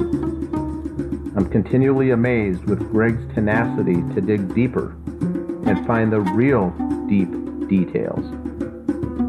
He asks the hard questions and is persistent. Greg's attention to detail is something he's been blessed with, and is a very important skill that makes this book stand out, in my opinion. The chapters Suspicious Activity, Chapter 9, and 21 Questions for Detective Gummert, Chapter 11, are very interesting. The chapter Suspicious Activity is extremely significant, and to this day is the #1 area where the law enforcement investigation fell short. The lack of follow-up on essential details was stunning. The fact that friends were in the Crowley home prior to the professional cleaning being completed is nothing short of astounding. Once the investigation ended, Greg summarized the remaining questions regarding the case that weren't answered in the police report. Greg's relationship with the lead investigator, Detective James Gummert, allowed these questions to be forwarded to the Apple Valley Police Department to be answered personally by Mr. Gummert. He took the time to answer the 21 questions, and that was appreciated by both of us. Regardless if we agree or disagree with the findings/conclusion, we were able to have a cordial, respectful dialogue with the AVPD. The Gray Stage book is a well-written, extremely well-researched book that doesn't answer the questions, but instead forces the reader to use critical thinking and challenges the reader to jump into this case with both feet. This book is more of a research tool and guide for those following the case, and leaves the conclusion up to the reader as to what may or may not have happened in the Crowley home in Apple Valley, Minnesota. Greg's straightforward approach and writing style make this a quick read, and one that could be accessed again and again during the reader's research. This is not a whodunit mystery book, but instead, it meticulously details the errors, missteps, and peculiar actions by family, friends, neighbors, law enforcement agencies, and various media outlets. Greg is careful not to point fingers. It accurately provides evidence why certain concerns are valid in a polite, respectful way. Greg has written many articles about this case, but he makes sure not to make this book a compilation of those articles. After poring over lab reports, ballistic reports, DNA analysis, and investigators' handwritten notes, Greg can pull tiny nuggets of useful information into the broader picture. Greg has appeared in numerous internet podcasts and radio shows relating to this case, and he and I are both interviewed and appear in the Netflix documentary A Gray State, produced by Eric Nelson. This book is a one-stop shop for all questions surrounding the case. The reason this case stands out is simple. It isn't a case that took place in the past, but a case that took place in real time on social media that evolved during and after the actual investigation was completed. This group uncovered Facebook posts on David Crowley's personal page that were hidden or removed after the bodies were found. We've tracked the dishonesty that family and friends were caught in the aftermath of this, and have exposed inconsistencies in witness statements provided to police. Our ongoing investigation continues to this day that involves dozens of talented citizen investigators on various media platforms that could lead one day to the actual solving of this crime. Much has been done to get this story into the hands and minds of the general public, but to date, there hasn't been traction on a case that we feel is exceedingly important. Getting a book like this published is crucial to raising the awareness of this case. Greg wants the readers to share this material and the book itself with others. This book is not intended to collect dust on your bookshelf, but instead be a resource that can be utilized, marked up, and sections highlighted to use along your journey to find justice for David, Comel, and Rania Crowley. The index to this book alone is 10 pages and provides the sources for each piece of information provided in the book. The title, The Gray Stage, is a well thought out name for this book. The evidence overwhelmingly shows that multiple rooms in the Crowley house were staged following this triple homicide. The living room, office, bedroom, and bathroom show that pre-planning and care was taken to confuse and throw off detectives in this case. Crime scene staging is a physical manifestation of a person's imagination for how things should appear when trying to turn a murder case into a legitimate death scene, says criminologist and death investigation consultant Laura G. Tetler, who is also vice president of the American Investigative Society of Cold Cases. Although it is not clear who committed the crimes in that home, we do know that the scene was in fact overstaged. A mistake often made by amateur criminals, and this should have been picked up by seasoned investigators. Examples include leaving the marijuana on the bedroom dresser, leaving the Quran opened up on the living room floor, writing the Islamic words in English on the wall in blood, leaving an alleged suicide note typed on a computer with no signature, playing a 53-song playlist, playing on David's laptop in a loop in the background, using hollow point bullets for a suicide, removing the dog dish water and water bowls from the home, leaving the rear slider to the patio unlocked and slightly ajar in winter,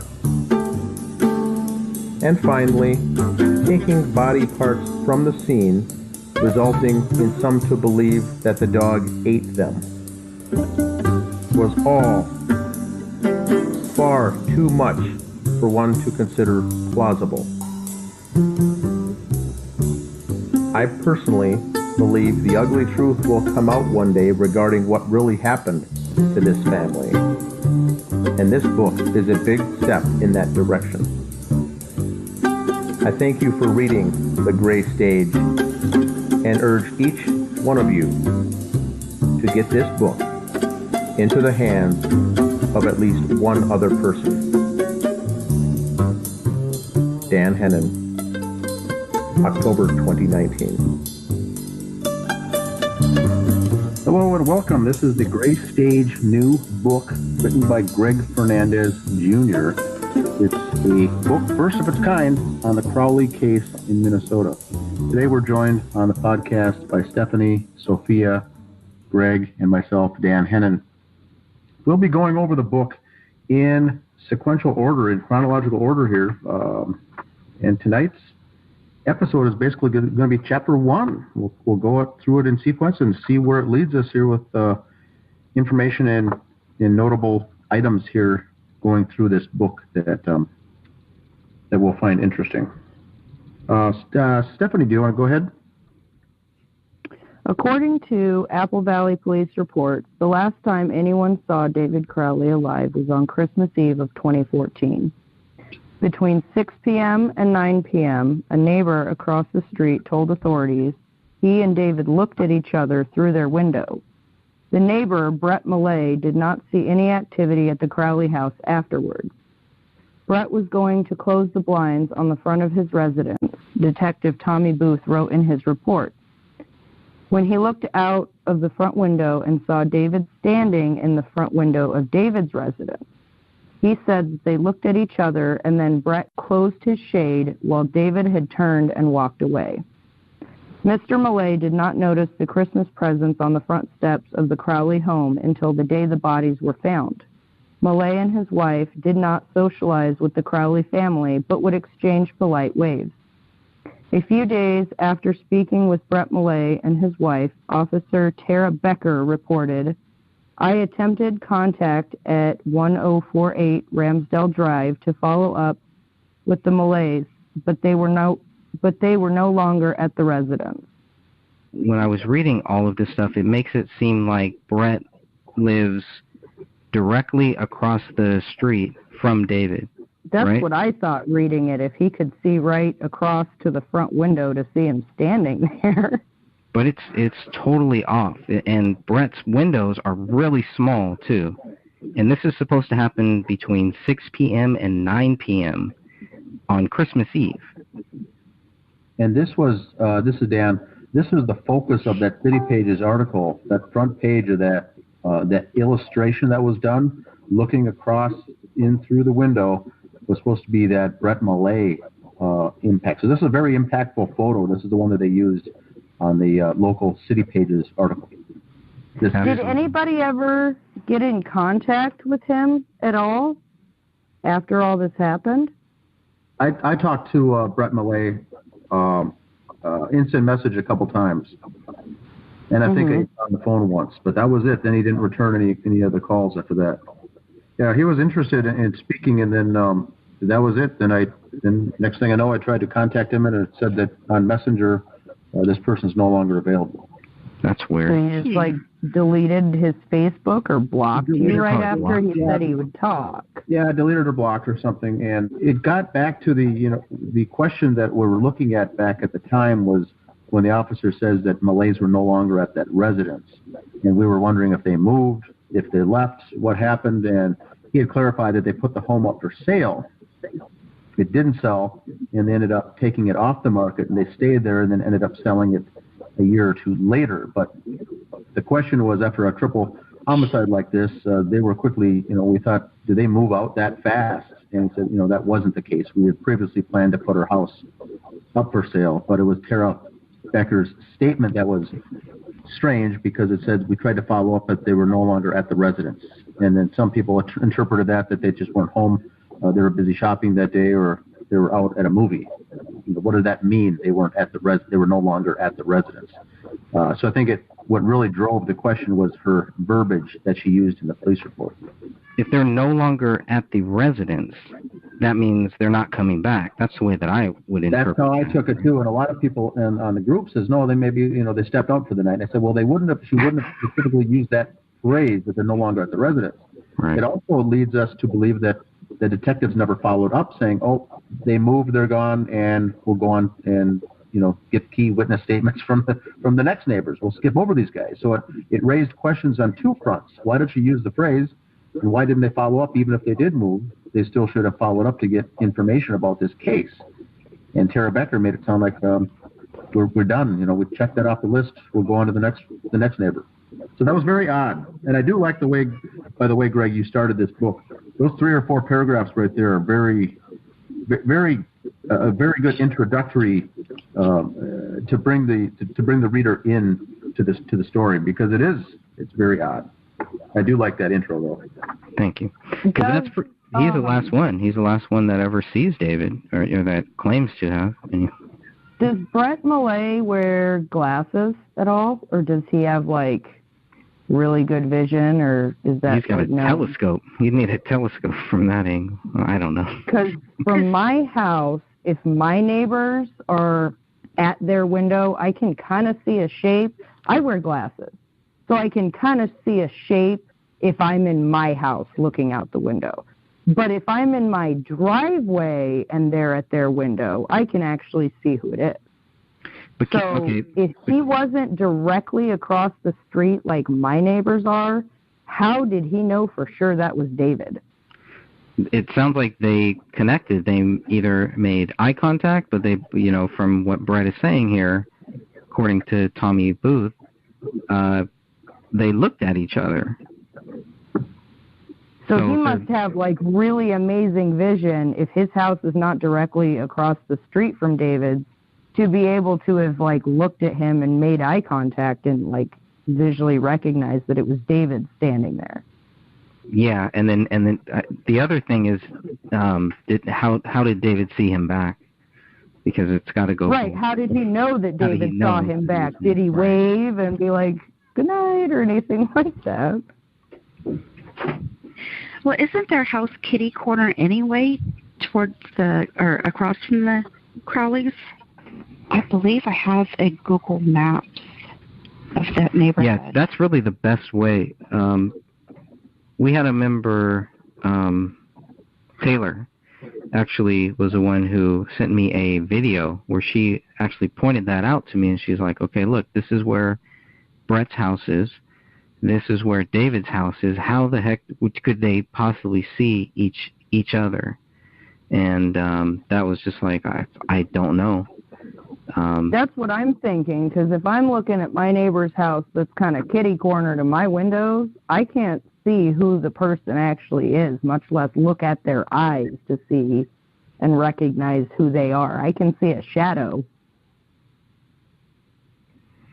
That's odd that he was able to. Maybe it's not odd. Maybe he's got really good eyesight to see that far. I don't know. And it's too bad he just never clarified. Right. That's really too bad. I think that would be interesting to hear. I think what he saw was an adult male across the in the window, and it wasn't that clear like it made it sound. So it's the whole entire comment is very suspect. I think personally, my opinion, it's kind of half right and it's kind of half wrong. It's partially right. It's not the direct view that he saw David standing there and they made eye contact. I think it was kind of kitty corner, and he saw someone standing there, that it obviously wasn't a child or a woman, so he assumed it was David. I think he saw someone else, though. Well, that's so dangerous, though, in a case like this, to assume anything. Correct, exactly. Assuming is what happened, that's where mistakes are made, when you assume things. Well, that's what I could assume that, the police department hid this. Yeah, and said David did it. That doesn't mean it's true. The investigators should have drilled in farther onto that question with Brett Millay to say, did you see a figure of a man or did you see David? And if you saw David, how would you know that? You know, if you were to get him on, if this was a court case and you get Brett Millay on the stand, the defense would rip him apart because how could he safely conclude that it was David Crowley? Because there's so much. Right. They would look at how far away the houses are and what his vision is like. They would be like, well, listen, you know, if I was standing at my neighbor's house, I couldn't see exactly who it was unless all the lights were on. And, you know, I've got 20/20 vision, if not better than that. Yeah, so that it reminds me of my cousin Vinny. that part in My Cousin Vinny where the neighbor is supposedly looking out her window while making grits or something like that and could see the getaway vehicle, but then it turned out that they were basically blind and making the story up. I'm sorry. It just reminds me of that. There's hundreds of neighbors around like serious crimes that, you know, they'll call and report that they saw something just to get some kind of attention. You know, it doesn't mean that they actually saw that, which is why the police are supposed to do follow-ups to make sure that what is being said is the truth. That's their job.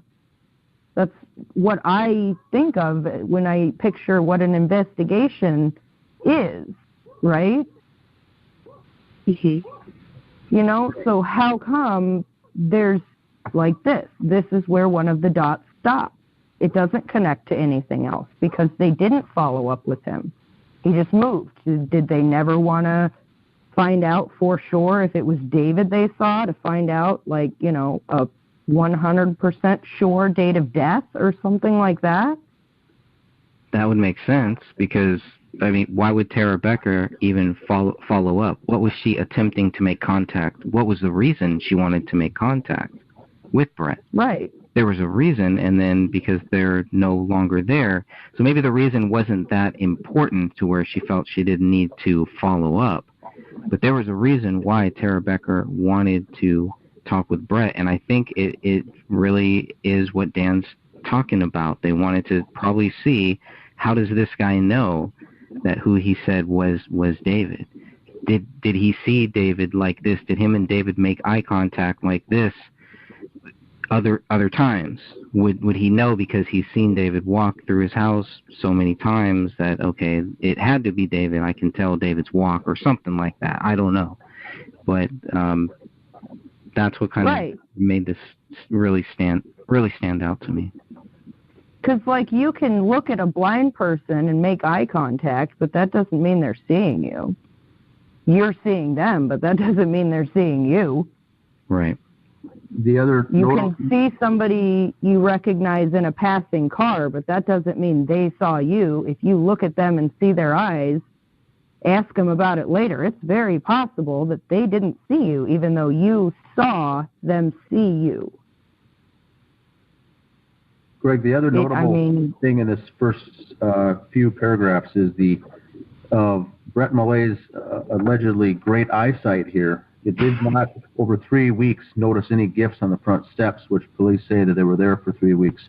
We've now, for the most part, come to the conclusion that those gifts were probably there just for 1 week, planted around the 10th or the 11th. That's just my opinion, and that would make it reasonable for Brett Millay to miss those gifts on that front stoop for up to a week. I think that's reasonable. Highly unlikely if they were sitting there for 3 weeks with that great window shot and his great vision that he wouldn't have seen the gifts. So that's another very important piece of this, that the neighbor with the great eyesight did not see any gifts at all on the front stoop. Right, but they were supposedly there for 3 weeks. Yeah, so that's that important. Those first 4 paragraphs of the very first chapter, there's already 2 good nuggets in there already. And that, like Greg, what you said is Tara Becker may have honestly wanted to go back with her, wearing her detective cap. I'm going to go back and do a follow-up. And once she got back and says that they weren't there, it could have been, allegedly, I'll say, that the higher-ups in the police department said, you know what, let that go, let's move on to something else.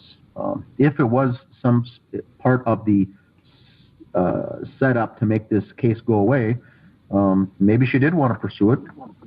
No one was there. It would have been certainly something her higher-ups would have said, nope, focus on the next thing. Let's move on. We don't have time for this. And that's how these things get successfully covered up on things like that. Because Tara Becker certainly would not go back and say, oh, no, I don't think so. I am going to go back. Because that's that chain of command again that's much like the military.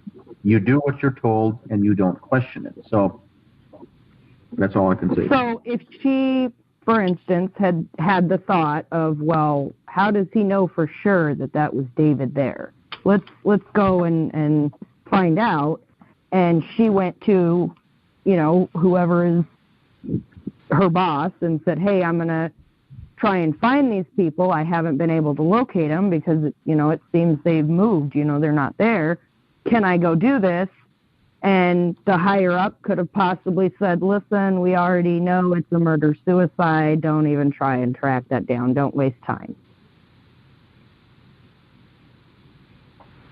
Yeah, whether intentional or not, I believe that was probably what would happen in this case. You know, we got other fish to fry. Let's move on. But if it was part of the cover-up, the post-cover-up, that would certainly be the case to not be digging in to anything further. And then Tara Becker was the unwitting victim in that case, and probably she did have good, well-meaning intentions to do her detective work, but was told not to. But you're right, Greg had the best point there. There was a reason she wanted to go back to that home and do a follow-up of some sort. This wasn't something that she just wanted to bop in and follow up. She made a point to follow up. But then for some reason, it just ended. There was no follow-up, and there never was any follow-up. That's the thing that concerns us as investigators looking into this. Why not the secondary follow-up? Why didn't that ever come to fruition? Why did that never did happen? And there's your answer. It was probably told by some higher up not to do it. Don't waste your time. And let's move on to something else. That's probably how these chips started to fall into place. All right, this stands in a good spot. All right, Officer Tara Becker. Once again, we're just talking about Tara Becker, but Officer Tara Becker also spoke with the neighbors who lived directly across the street from the Crowley family, William and Anne Marie Hickson. Mrs. Hickson didn't know their names, Officer Becker reported. She only indicated that a white male lived there and that he appeared to be a good father to their little girl, who was approximately 5 years old. Mrs. Hickson also saw a light or candle come on inside the Crowley house every day since Christmas, according to Officer Becker's report. Teresa Shepard lived behind David Crowley on Lowell Drive. According to her interview with Detective Brian Bone, Shepard was out of town until December 23rd, 2014. Unlike Mrs. Hickson, Shepard did not see any lights on at the Crowley home and wondered if they were on vacation.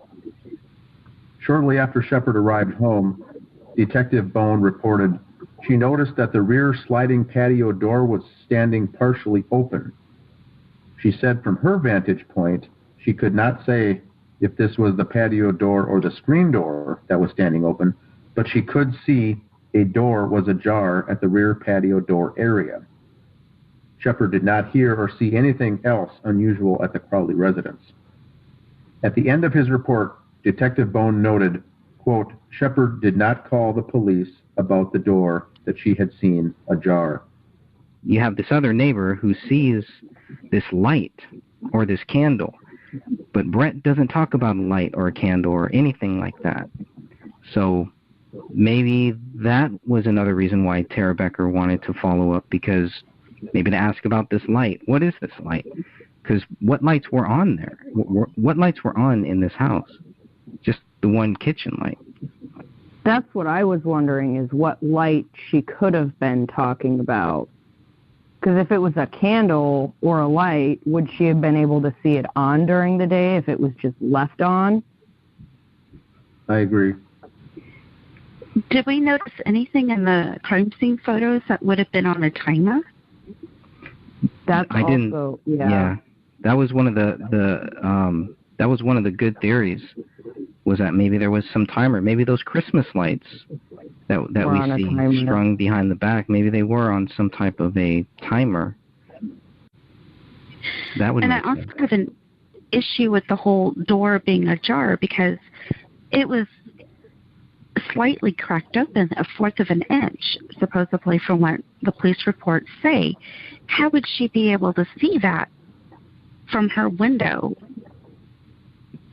Well, now it would. That's Shepard. That's a different person. That's Teresa Shepard, who lived behind David. My thing with this is, Detective Bone noted Shepard did not call the police about the door she had seen ajar.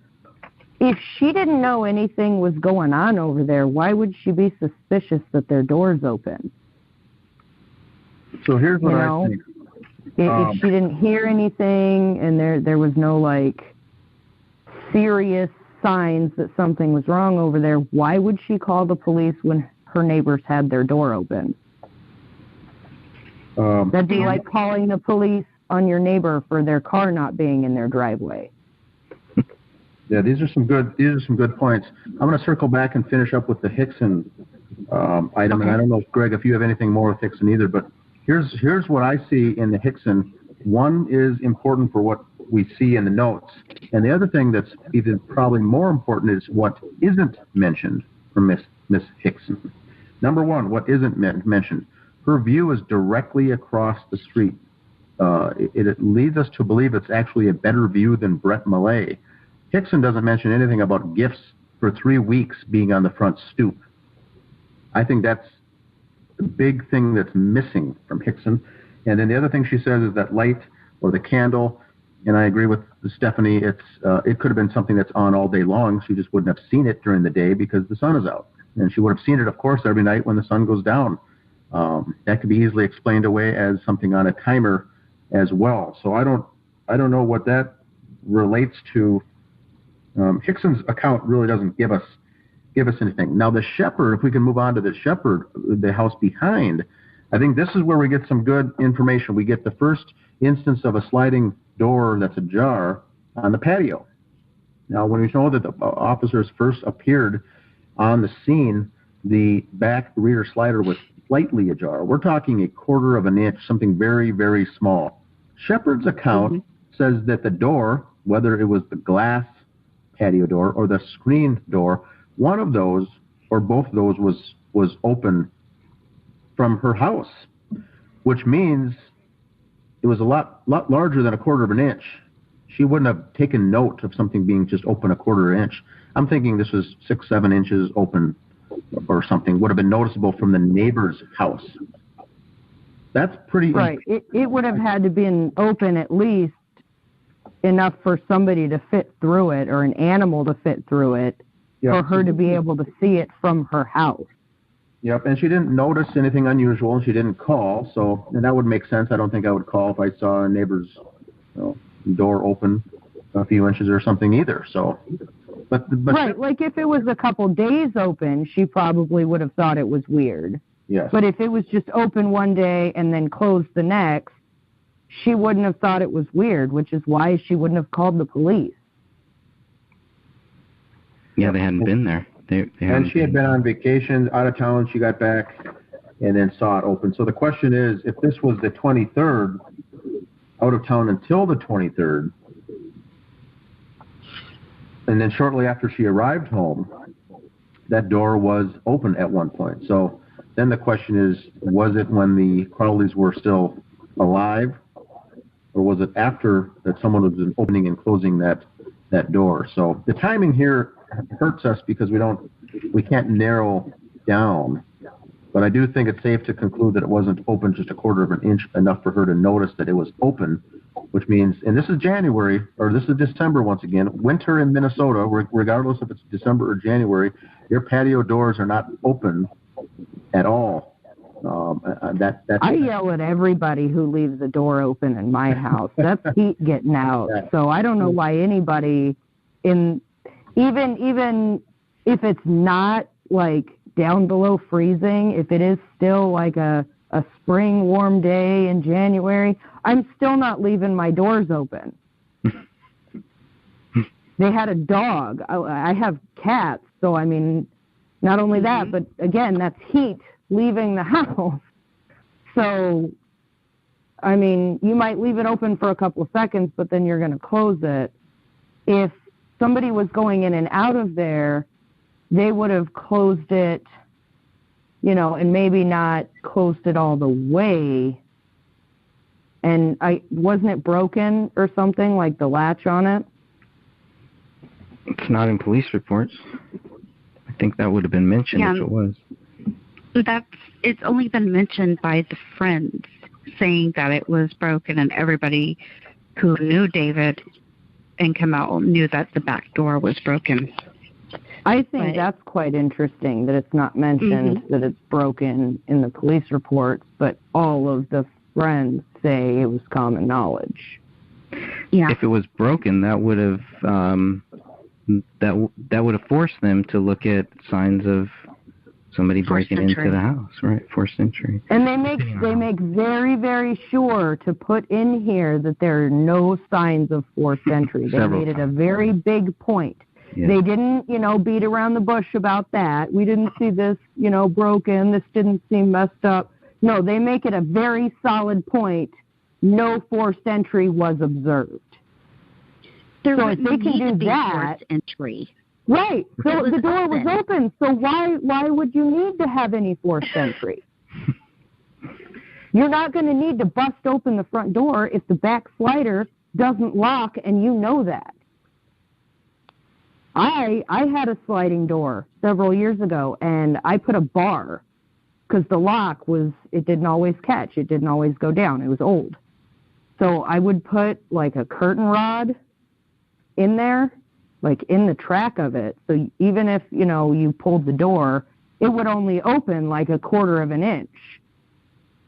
Well, so, David built his own bathroom. You know, he built a lot of stuff. Are you telling me he didn't know how to fix a broken rear slider? I'm just not buying that either. That's especially a good point with the child in the house and it's winter. No, that doesn't make sense. But I don't see any proof that it was broken either. So, and I think if it was, I think they would have said so. Anything else on Shepard? It's also kind of weird how Shepard, she doesn't see any activity in the house from December 23rd once she gets back. Were they already dead? I guess that's when I read her statement. That was my first thought was, well, maybe they were already dead. But then you see Brett, who sees David on the following day. So, but then like Christmas, nobody. That's what leads into the theory that they were taken out of the house or they were being tortured because none of the neighbors noted any activity at weird random times that don't match up with how long the bodies had been decomposed for. Right. Nobody's saying, okay, we know, this is when we last, or the family was gone from this time. Everybody just thought that they were gone. For Christmas, what was the date that everybody was last seen? It was December 19th when they picked up their daughter, right? Mm-hmm. That's pretty much from the school. Yeah, from the school. Maybe I'm getting ahead of myself with that there, but anything else on Shepard? Just to clarify that Shepard didn't see anything unusual at the house. It doesn't say that she didn't see any activity at the house. She just said unusual. So that can be taken a variety of ways. And because they're behind the house, Shepard seeing the gifts would not come into play here.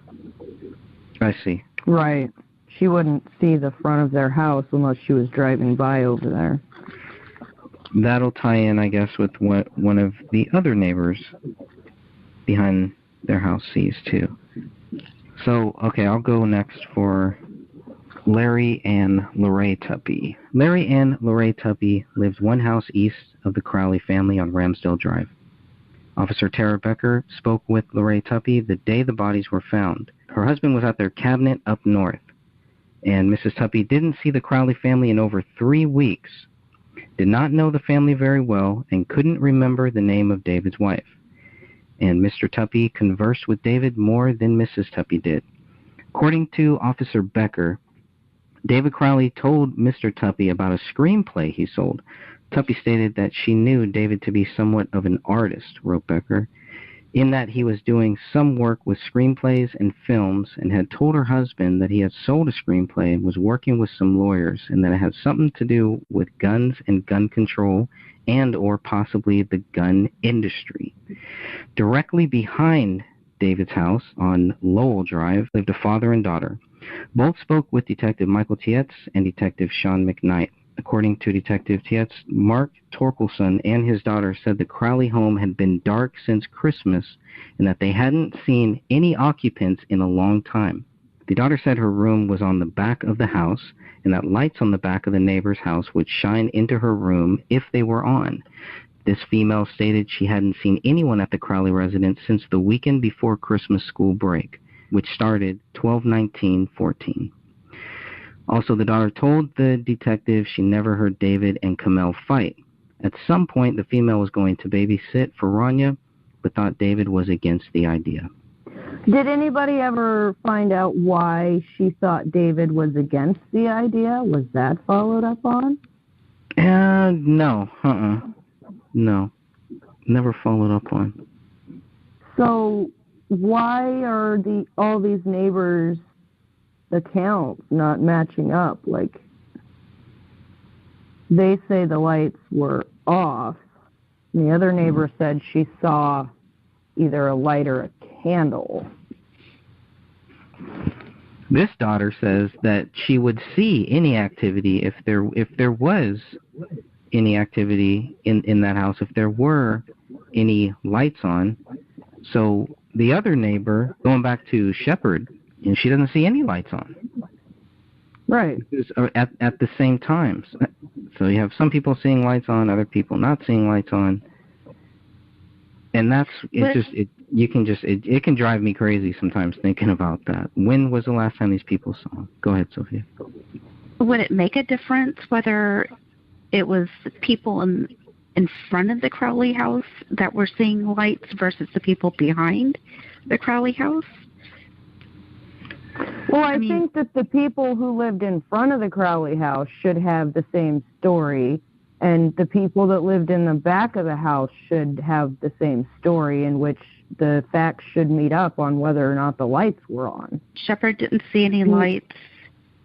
Neither did the other neighbors behind. They didn't see any lights. So it was only one person who saw lights, and they were at the front. People in the back aren't seeing lights. People in the front are. Mm-hmm. Got it. I wonder if it could have been a flashlight. That's just on? I don't know. It's just weird. Unless there was something that had been on a timer. If you go with the theory that they were out of that house, it is possible that whoever committed this, if it wasn't David, that they were in there staging things, like the blood on the wall and I don't know, who knows what all they did. Who knows what all, maybe they're the ones who neatly put everything back on those shelves. You know, who knows? But this is a small town, and if you're going to put a body back, to move a body back into that house and then to stage, they would still have to stage a lot of different things. But at night, if you think about it, at night, if you knew the yard you were walking through with like the back of your hand, you could walk through it in the dark, right? Right. And then over a 3-week period, those footprints of somebody walking through the backyard would have disappeared if it snowed or the wind blew or it rained or anything. So theoretically, you could, under the cover of darkness, get into the back of this house without neighbors noticing you, put the bodies there.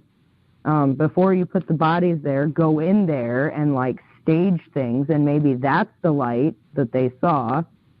And then, go and draw open the blinds and call Dan up and say, hey, come on, let's put those presents there. Nobody's found them yet. Or however it was done, because this is theoretical. We can't find the proof yet. We're trying. That's the whole point. You could almost write a whole book of just questions on this. You'd go crazy. Oh, yeah. Yeah, you could. 500 pages of 500 questions. Question each page. Just on questions while you're reading this. Start at the front of a notebook and don't stop till you get to the end of this book.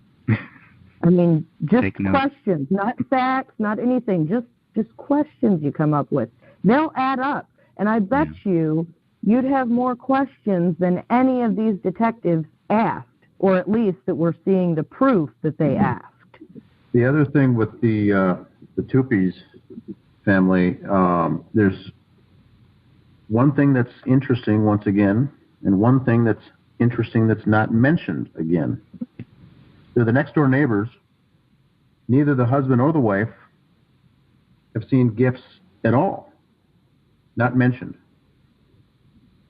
And the husband, Larry, makes a very fine observation here, which turns out, after the information that we know now is true, the very fine information says that David Crowley sold a screenplay.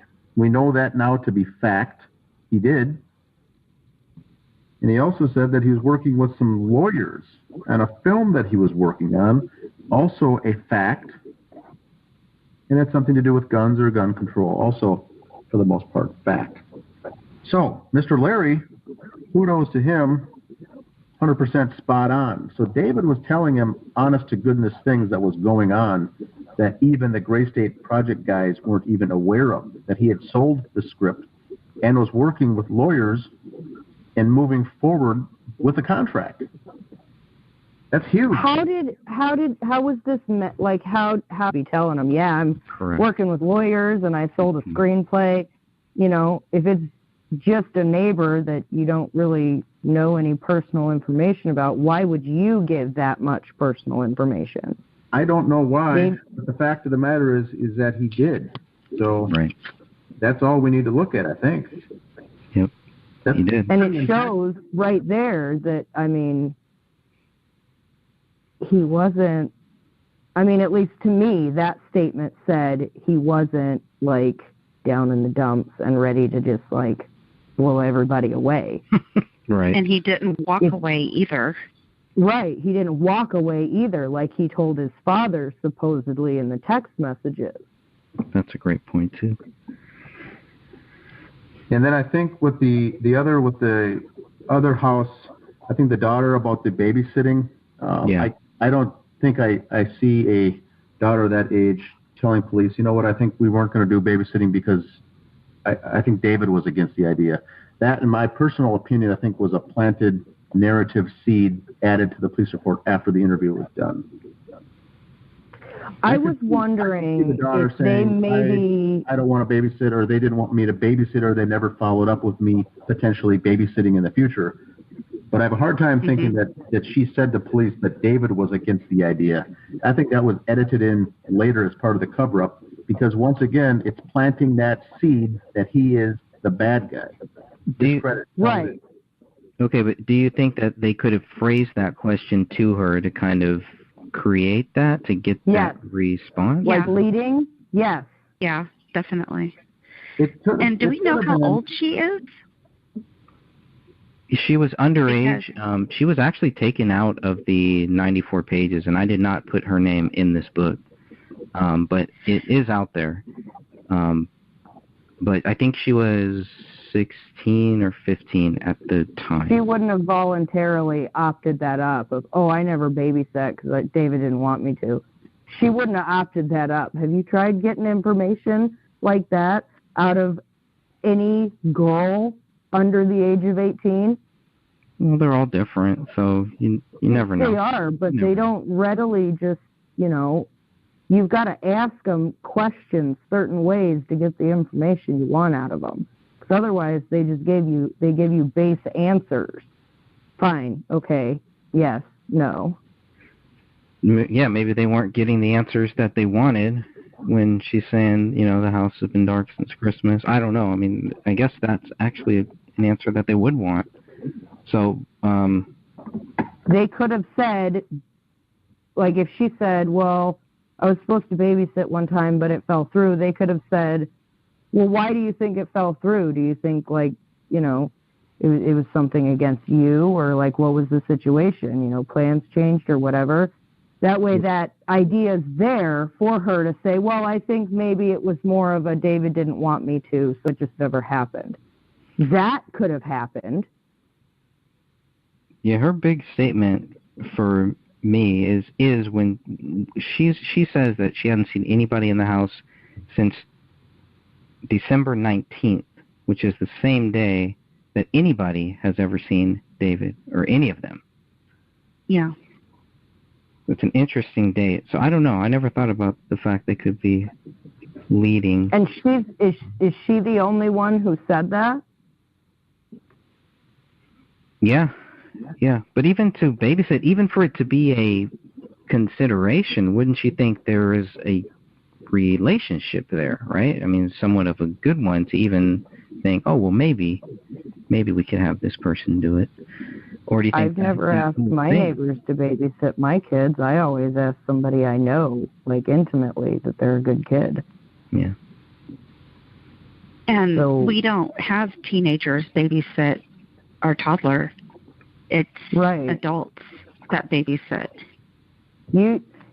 Where I live, you can actually go and take classes and get certified, like in CPR and whatnot, to be, you've got to be at least 14, but you can actually legally be a babysitter with that card. But I can tell you right now, we won't allow anybody under the age of 18 to watch our 3-year-old. Oh, I don't blame you there. Yeah. I'm very leery about leaving anybody with my kids because they're monsters. But how about a 5-year-old? Not a 5-year-old? No, not even a 5-year-old. No. I wouldn't. My 5-year-old, I would not leave with my next-door neighbor's kid. I wouldn't do it if I didn't know them intimately, if we hadn't, like, been around them to see that they're a good influence to be around a 5-year-old. Well, let's see. Unless you have anything else on this. I've got one last comment, Greg.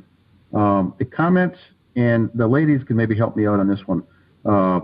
The babysitter girl, this is the young girl now, said that she doesn't remember seeing anyone at the Crowley house since, quote, the weekend before Christmas school break.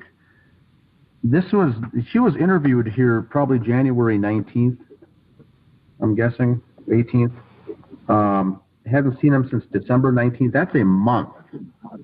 I think if you were a teenage girl, when's the last time you saw someone at the neighbor's house? I think the answer would be, I haven't seen someone over there in a week or two. Heck, maybe it was 3 weeks. But to say, since the weekend before Christmas break, that seems to be either something that quite specific. Once again, to plant that seed, that I don't see a teenage girl saying, since the weekend before Christmas break, the 19th of December. That's something that happened a month ago. And a teenage, they probably, they're not thinking too much, probably forgot what they did the week before at that age. Boys and girls. Unless something specifically, like, important to that girl happened around the time that she last noticed anything at the Crowley residence, and I do not believe that in a month's time she would be able to recall, and that's just based on her age. I don't know her. I don't know if she's like an exceptionally smart kid who's got a photographic memory. We don't know.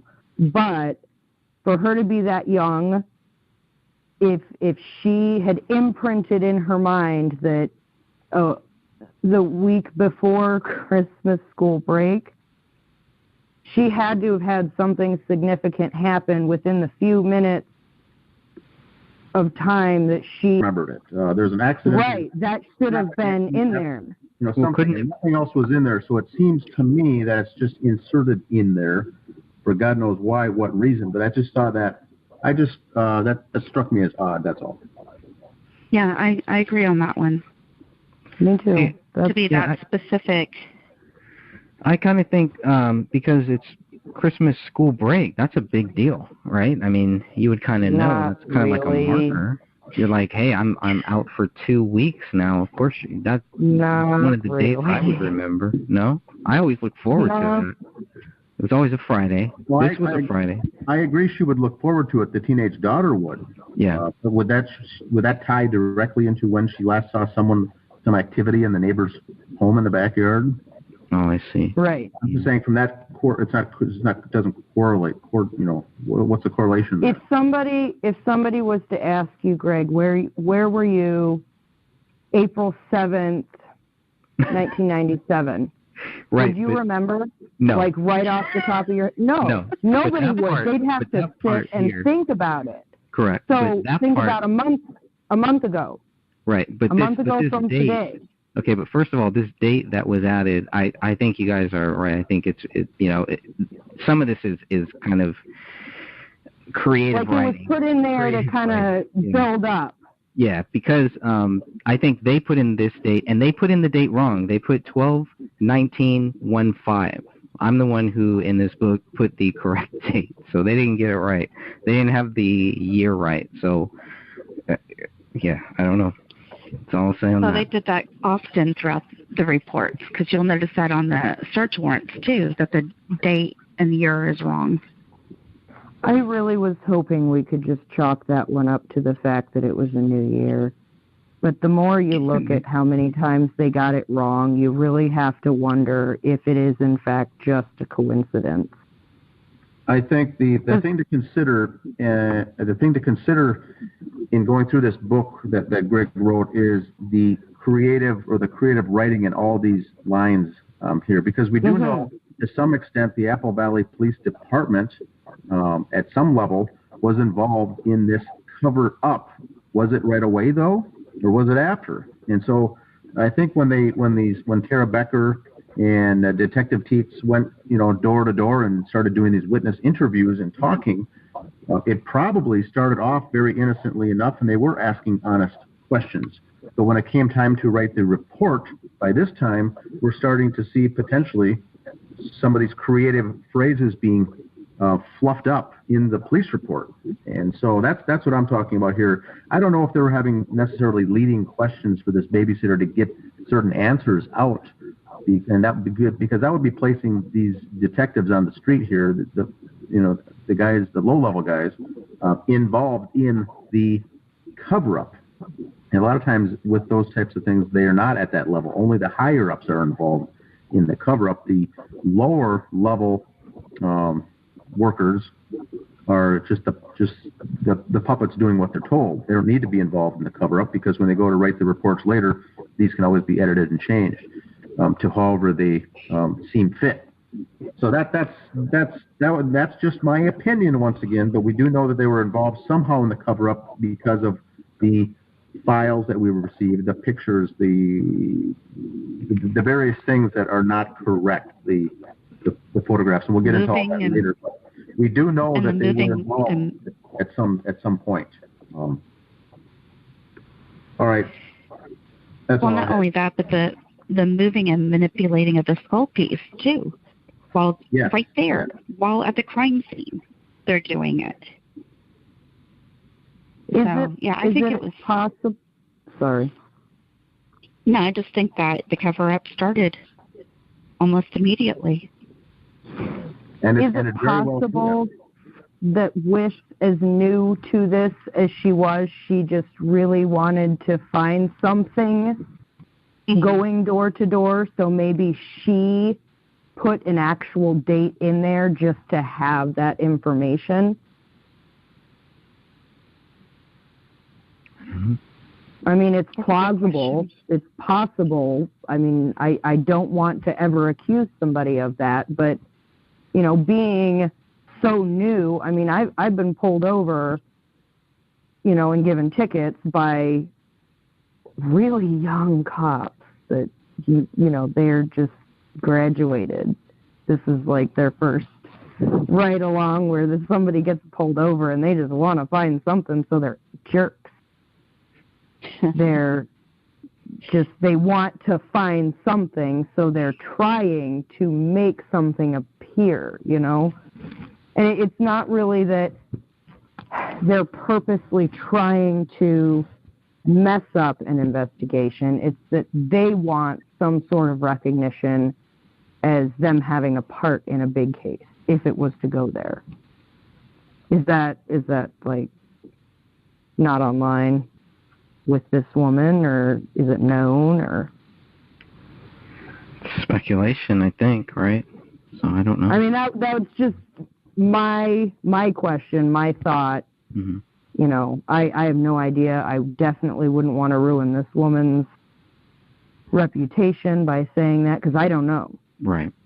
You know, that's why I try to stay away from the speculation, all that stuff, as much as possible. But you can't help it, and there's nothing wrong with playing these scenarios out and thinking about this stuff. I think it's sometimes people will just kind of hook onto one theory or hook onto one thing, and kind of they won't let go to it. In this case, that's really hard. If you're going to do that in this case, it's going to be really hard to really grasp all of these different things that are happening, all these spider webs that are just kind of leading into different areas. And it's very easy to just kind of get lost in this case, and then just, give up. There are a lot of cases where they end up finding that it was a staged scene because one detective didn't like what everybody else thought. So who's to say in this case all these cops didn't just say, "Oh, you think it's that? What about you? You think it's murder suicide? All right, yeah, let's go with that." Right. Yeah, and that's why we want to keep those doors open, because we don't know. We don't know if there are people out there in law enforcement that are trying to help us. We don't know if there are, people out there in law enforcement that are trying to help us or trying to do the right thing in this case, which is just to help us get the case reopened, to figure out a lot of these unanswered questions. And the biggest question is, what proves David Crowley guilty? And I think if we ever get to that point, we'll get our answer. So, Sophia, if you want to at least read the next 3 paragraphs, that would be great. Alan and Gina Olson also lived behind the Crowley residence on Lowell Drive. Detective Brian Bone first spoke with Gina Olson, who mentioned her husband heard 3 rapid-fired shots from somewhere outside of their residence. A day later, Detective Bone followed up with Alan Olson to learn more about the gunshots he heard before December 31st, 2014. Mr. Olson stated he was sitting in his living room one evening with his daughter when he heard 3 rapid-fired gunshots somewhere outside of his house. Olson could not remember exactly where the sounds came from, but he was certain he heard gunshots. Olson told Detective Bone that he and his family were home between 1 p.m. on Christmas Eve and 1 p.m. on Christmas Day. However, Mr. Olson was unsure if he heard the gunshots on either of those days. Detective Bone's report ended by stating Alan explained that he had not called the police because he did not have any specific information about when he had heard the shots. Colin and Judy Procknell lived one house west of David Crowley on Ramsdale Drive. Colin Procknell reportedly heard gunshots sometime between December 2nd and December 19th, 2014. Mr. Procknell was able to narrow down the date to December 9th or December 10th, sometime between 1 p.m. and 2 a.m. most likely. Mr. Procknell also believed the gunshots came from the direction of the Crowley residence. Colin did not contact law enforcement, Officer Tara Becker reported, but stated that he checked out his front door and didn't see anything and checked out of the back of his residence and thought it was fireworks. The Procknells believed they last saw the Crowleys just before Christmas. Officer John Broughton wrote this in his report. according to Joe Cooksley's notes written on January 17, 2015, Colin Prochnow blew out the driveway on December 25th, 2014. I can start this one off with the Olsons. This is Alan and Gina, lives behind the house. And I think the thing here to note is that this individual, Alan Olson, heard 3 rapid-fire shots, later says that they were gunshots.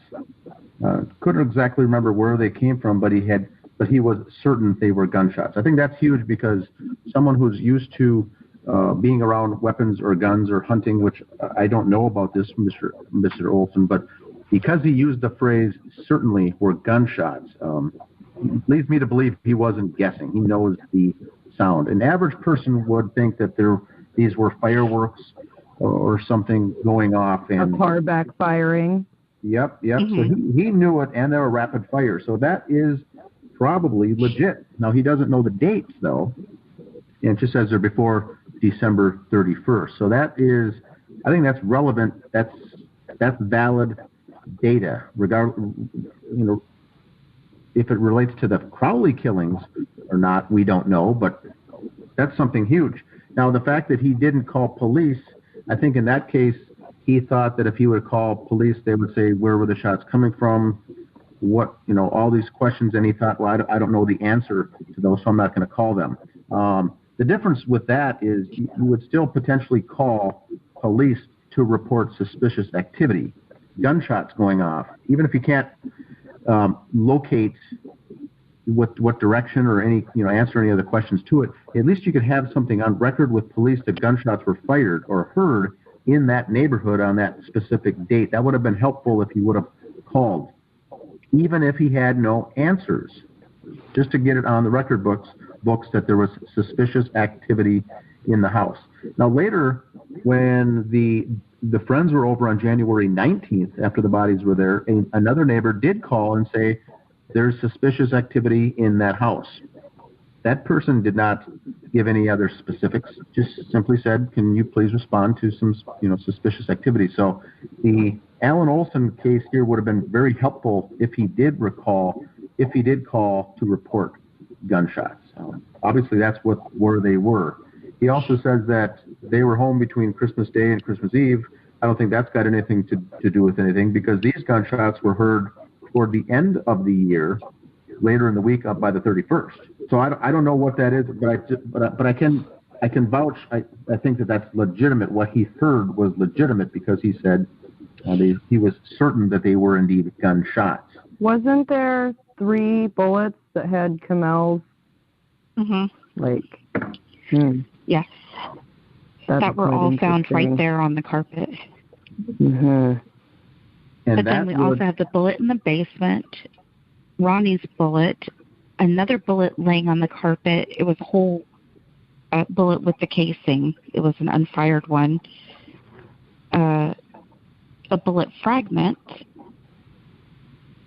So, I mean, there was a lot more than just 3. Correct. And the point with this for Olson is, even though he's got it correct, if this does lead to 2 separate shootings, if this does relate to any involvement with the Crowleys, we know that at least 5 shots were fired, and so shootings took place at 2 different times. That would lead us to suspect, which doesn't really jive with the official story of everyone being shot once in a simple double homicide murder, double homicide suicide, with 3 nice right, because who's fired. To say that the first neighbor that heard the 3 rapid fire shots, maybe he heard, the first set, and then the next neighbor later on heard the shots for, whoever, or the shot into the ceiling or the basement, or... Because you have 5 shots at least, right? Yeah, you'd have 2 right. 2 separate incidences of shots fired, and that doesn't really jive. So I think this story, which is very important, I think it's kind of dies off in the police report because they don't do anything more with it. But that's huge. Right. If there were 2 separate shootings. Now we also know the bodies were not there for 3 weeks, probably because of the decomposition of the bodies. And if someone was shot earlier, for instance, Pomel, she would have a different rate of the decomposition. if she was shot around that time. So it certainly could be the case. It certainly could mean nothing, but I think it's relevant because of the time. Right. And Colin's story doesn't line up with activity that has been on the bank account, Kamel's phone records, the school seeing David and Kamel picking up Ronnie on the 19th. So all of his story doesn't line up with the evidence that we actually have. So, well, and the only thing I can say with the Colin Prochnow thing is he heard shots. It looks like he's trying to decipher when he heard the shots, but when you finish reading his story, all of it is irrelevant. Yeah, I think between the 2nd and the 19th, and there was no shootings between the 2nd and the 19th that related to the Crowleys, so that's not pertinent at all. And then he's got it narrowed down to the 9th or the 10th, and he thinks it's between 1 a.m. and 2 a.m. That's got nothing also to do with anything. And he also did not contact law enforcement, so a lot of that is just fluff, 2 paragraphs that really means nothing. It has nothing of value, and he thought it was fireworks. Well, that's probably true. Now he goes on to say, sorry. Go ahead. If Colin didn't know like what a gunshot sounded like, he could have related it to fireworks. Correct. Most people would think that's what they actually think they are when they hear gunshots later. For instance, a mass shooting or something, they'll say, "I thought it was fireworks." So that's a normal response. Now he goes on to say that the last time he saw them was, quote, just before Christmas. So once again, we get this 3-week narrative that the family was missing from all the neighbors all nicely lining up the last time we saw them. So I think that's goofy or strange. And then he goes on to say that he blew out the driveway on the 25th, which I think we can conclude that is not a factual statement. I was kind of bothered by that because my neighbors don't shovel for me. I've offered to shovel for my neighbors, and they give me dirty looks and tell me, no, I got it, thanks, in like a really terse tone. So if he is the type of neighbor that does that, I mean, more power to him. If that's what he did, that's really nice. But I don't know a whole lot of people like that. Stephanie, are you in California? Where are you located? I am in Western New York. Okay. We've been having a lot of snow, and we have a plow that goes by on the streets and on the sidewalks, and everybody just pretty much does their own sidewalk and driveway. So there's a lot of folks following this case from other countries and also from the South here in the U.S. And we've had to go over this a couple times just to get the verbiage here as far as what it's like in winter in Minnesota. One is you use the phrase shoveling, and that is certainly something that we do here. That's something that happens with maybe less than an inch of snow, maybe an inch or 2 inches of snow, is shoveling the driveway, shoveling the sidewalk, those types of things. You don't get your snow blower or your snow thrower out unless there's 2 or 3 or 5 inches of snow from the night before. So, right. And if you're going to snow blow, if you have a snow blower, get the shovel out. And if you're going to shovel, you're not going to get the snow thrower out. You're going to use one or the other. Now, the records of the history in Apple Valley for those 3-week period of the weather forecast, the precipitation shows that there were some days that there was flurries and a light coating of snow that came down. Other days there was some rain, but there was no snowable, plowable snow in that 3-week period in the state of Minnesota at all. So then why was he blowing the driveway at all? He wasn't. So the question is, why did he insert that comment? Now, one thing you did, now, Stephanie, you made a good, a relevant point that others, I think, take note here. Even when you don't get a lot of snow, when the snow plows go through on the streets, it does pile up on the end of your driveway that you may not have to use the snow blower to get the driveway clean, but at the end of it, there might be 5 or 6 inches of snow that you cannot do with just a simple shovel. So you do need to blow out the end of the driveway. Now, Colin Prochnow perhaps did that if there was some substantial snow in Apple Valley, Minnesota. That would have meant just doing the end of the driveway, where the snow piles up. But if there wasn't any significant snowfall or, rain, you said there was rain even during that time? There was rain. You wouldn't There was 8/100 of an inch of rain and 3/100 of an inch of snow, and one other time there was 1/100 of an inch of snow. So there was none of those. So why was there's no way he would be blowing anything. Correct. Is he blowing water around? So Colin Prochnow did not blow anyone's driveway out on any of those days. So the question is, why was that inserted into the police report?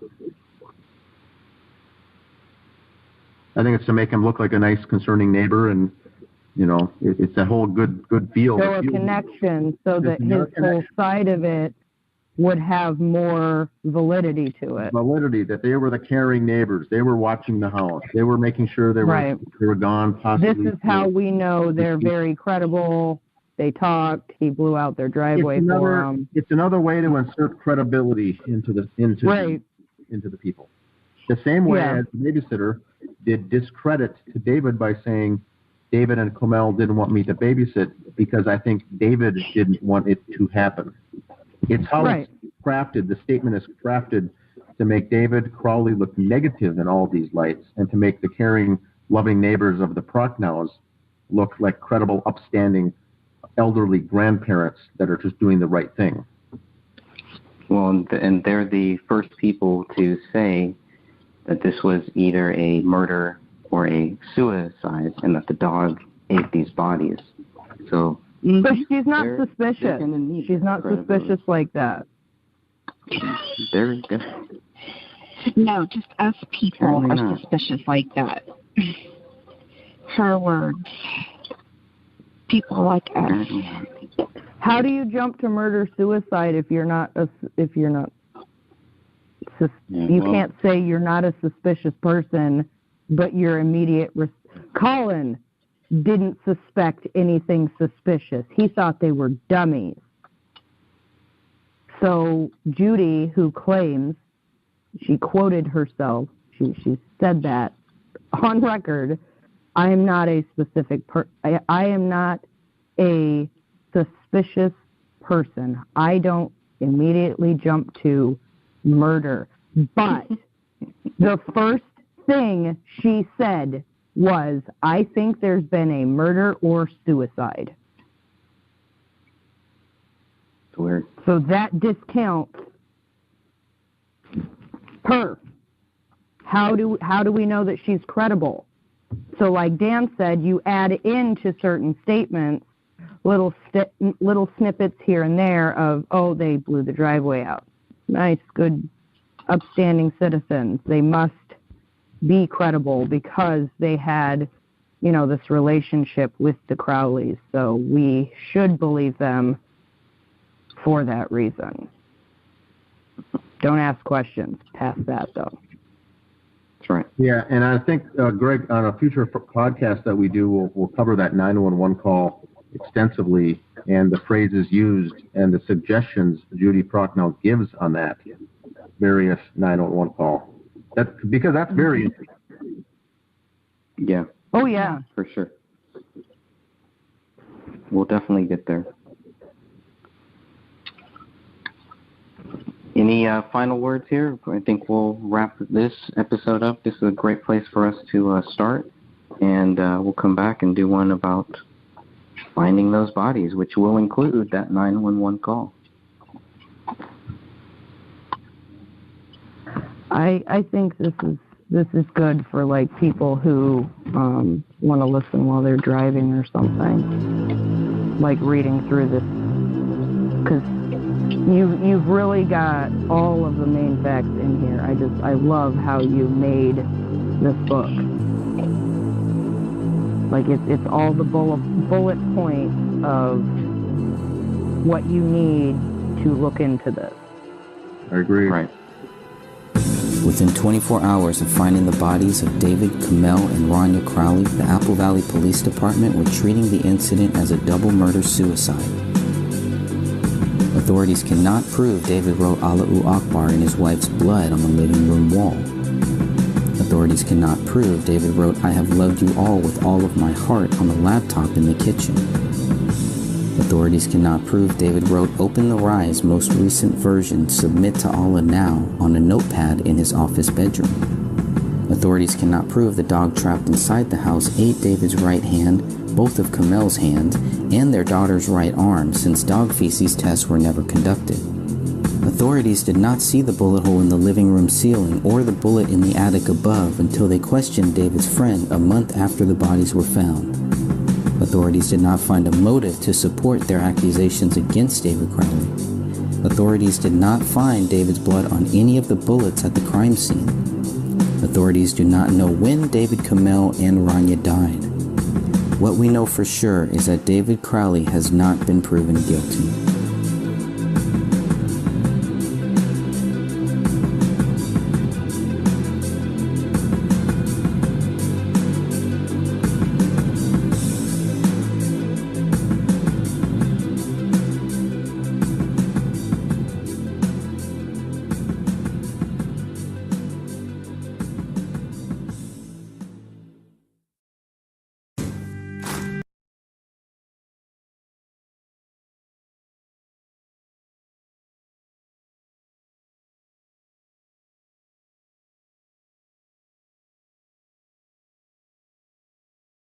One, two, three, four.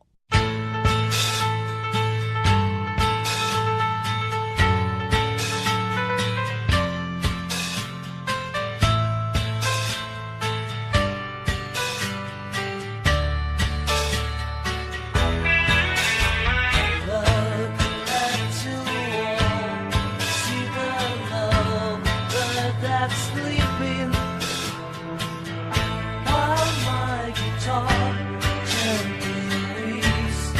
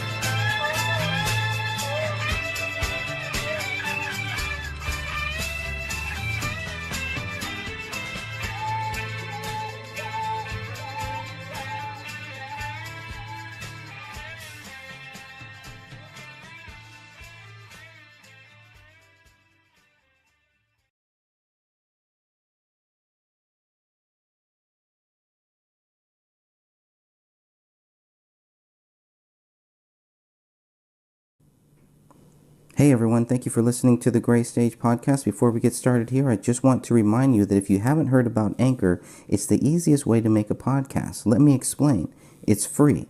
There's creation tools that allow you to record and edit your podcast right from your phone or computer. Anchor will distribute your podcast for you so it can be heard on Spotify, Apple Podcasts, and many more. You can make money from your podcast with no minimum listenership. It's everything you need to make a podcast all in one place. Download the free Anchor app or go to anchor.fm to get started.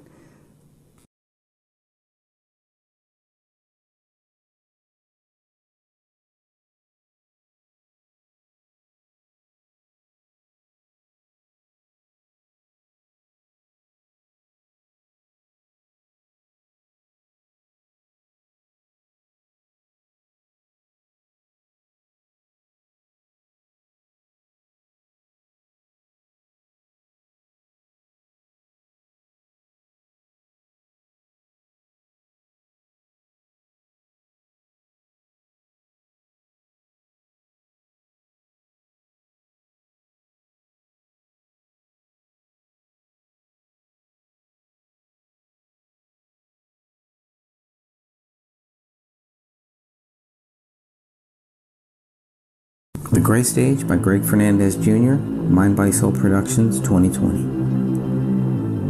United States Army veteran and Minnesota filmmaker David Crowley was accused of murdering his wife and daughter before taking his own life in December of 2014. The Apple Valley Police Department suspects the bodies were inside the Minnesota home for 3 weeks after they were found by neighbors on January 17, 2015.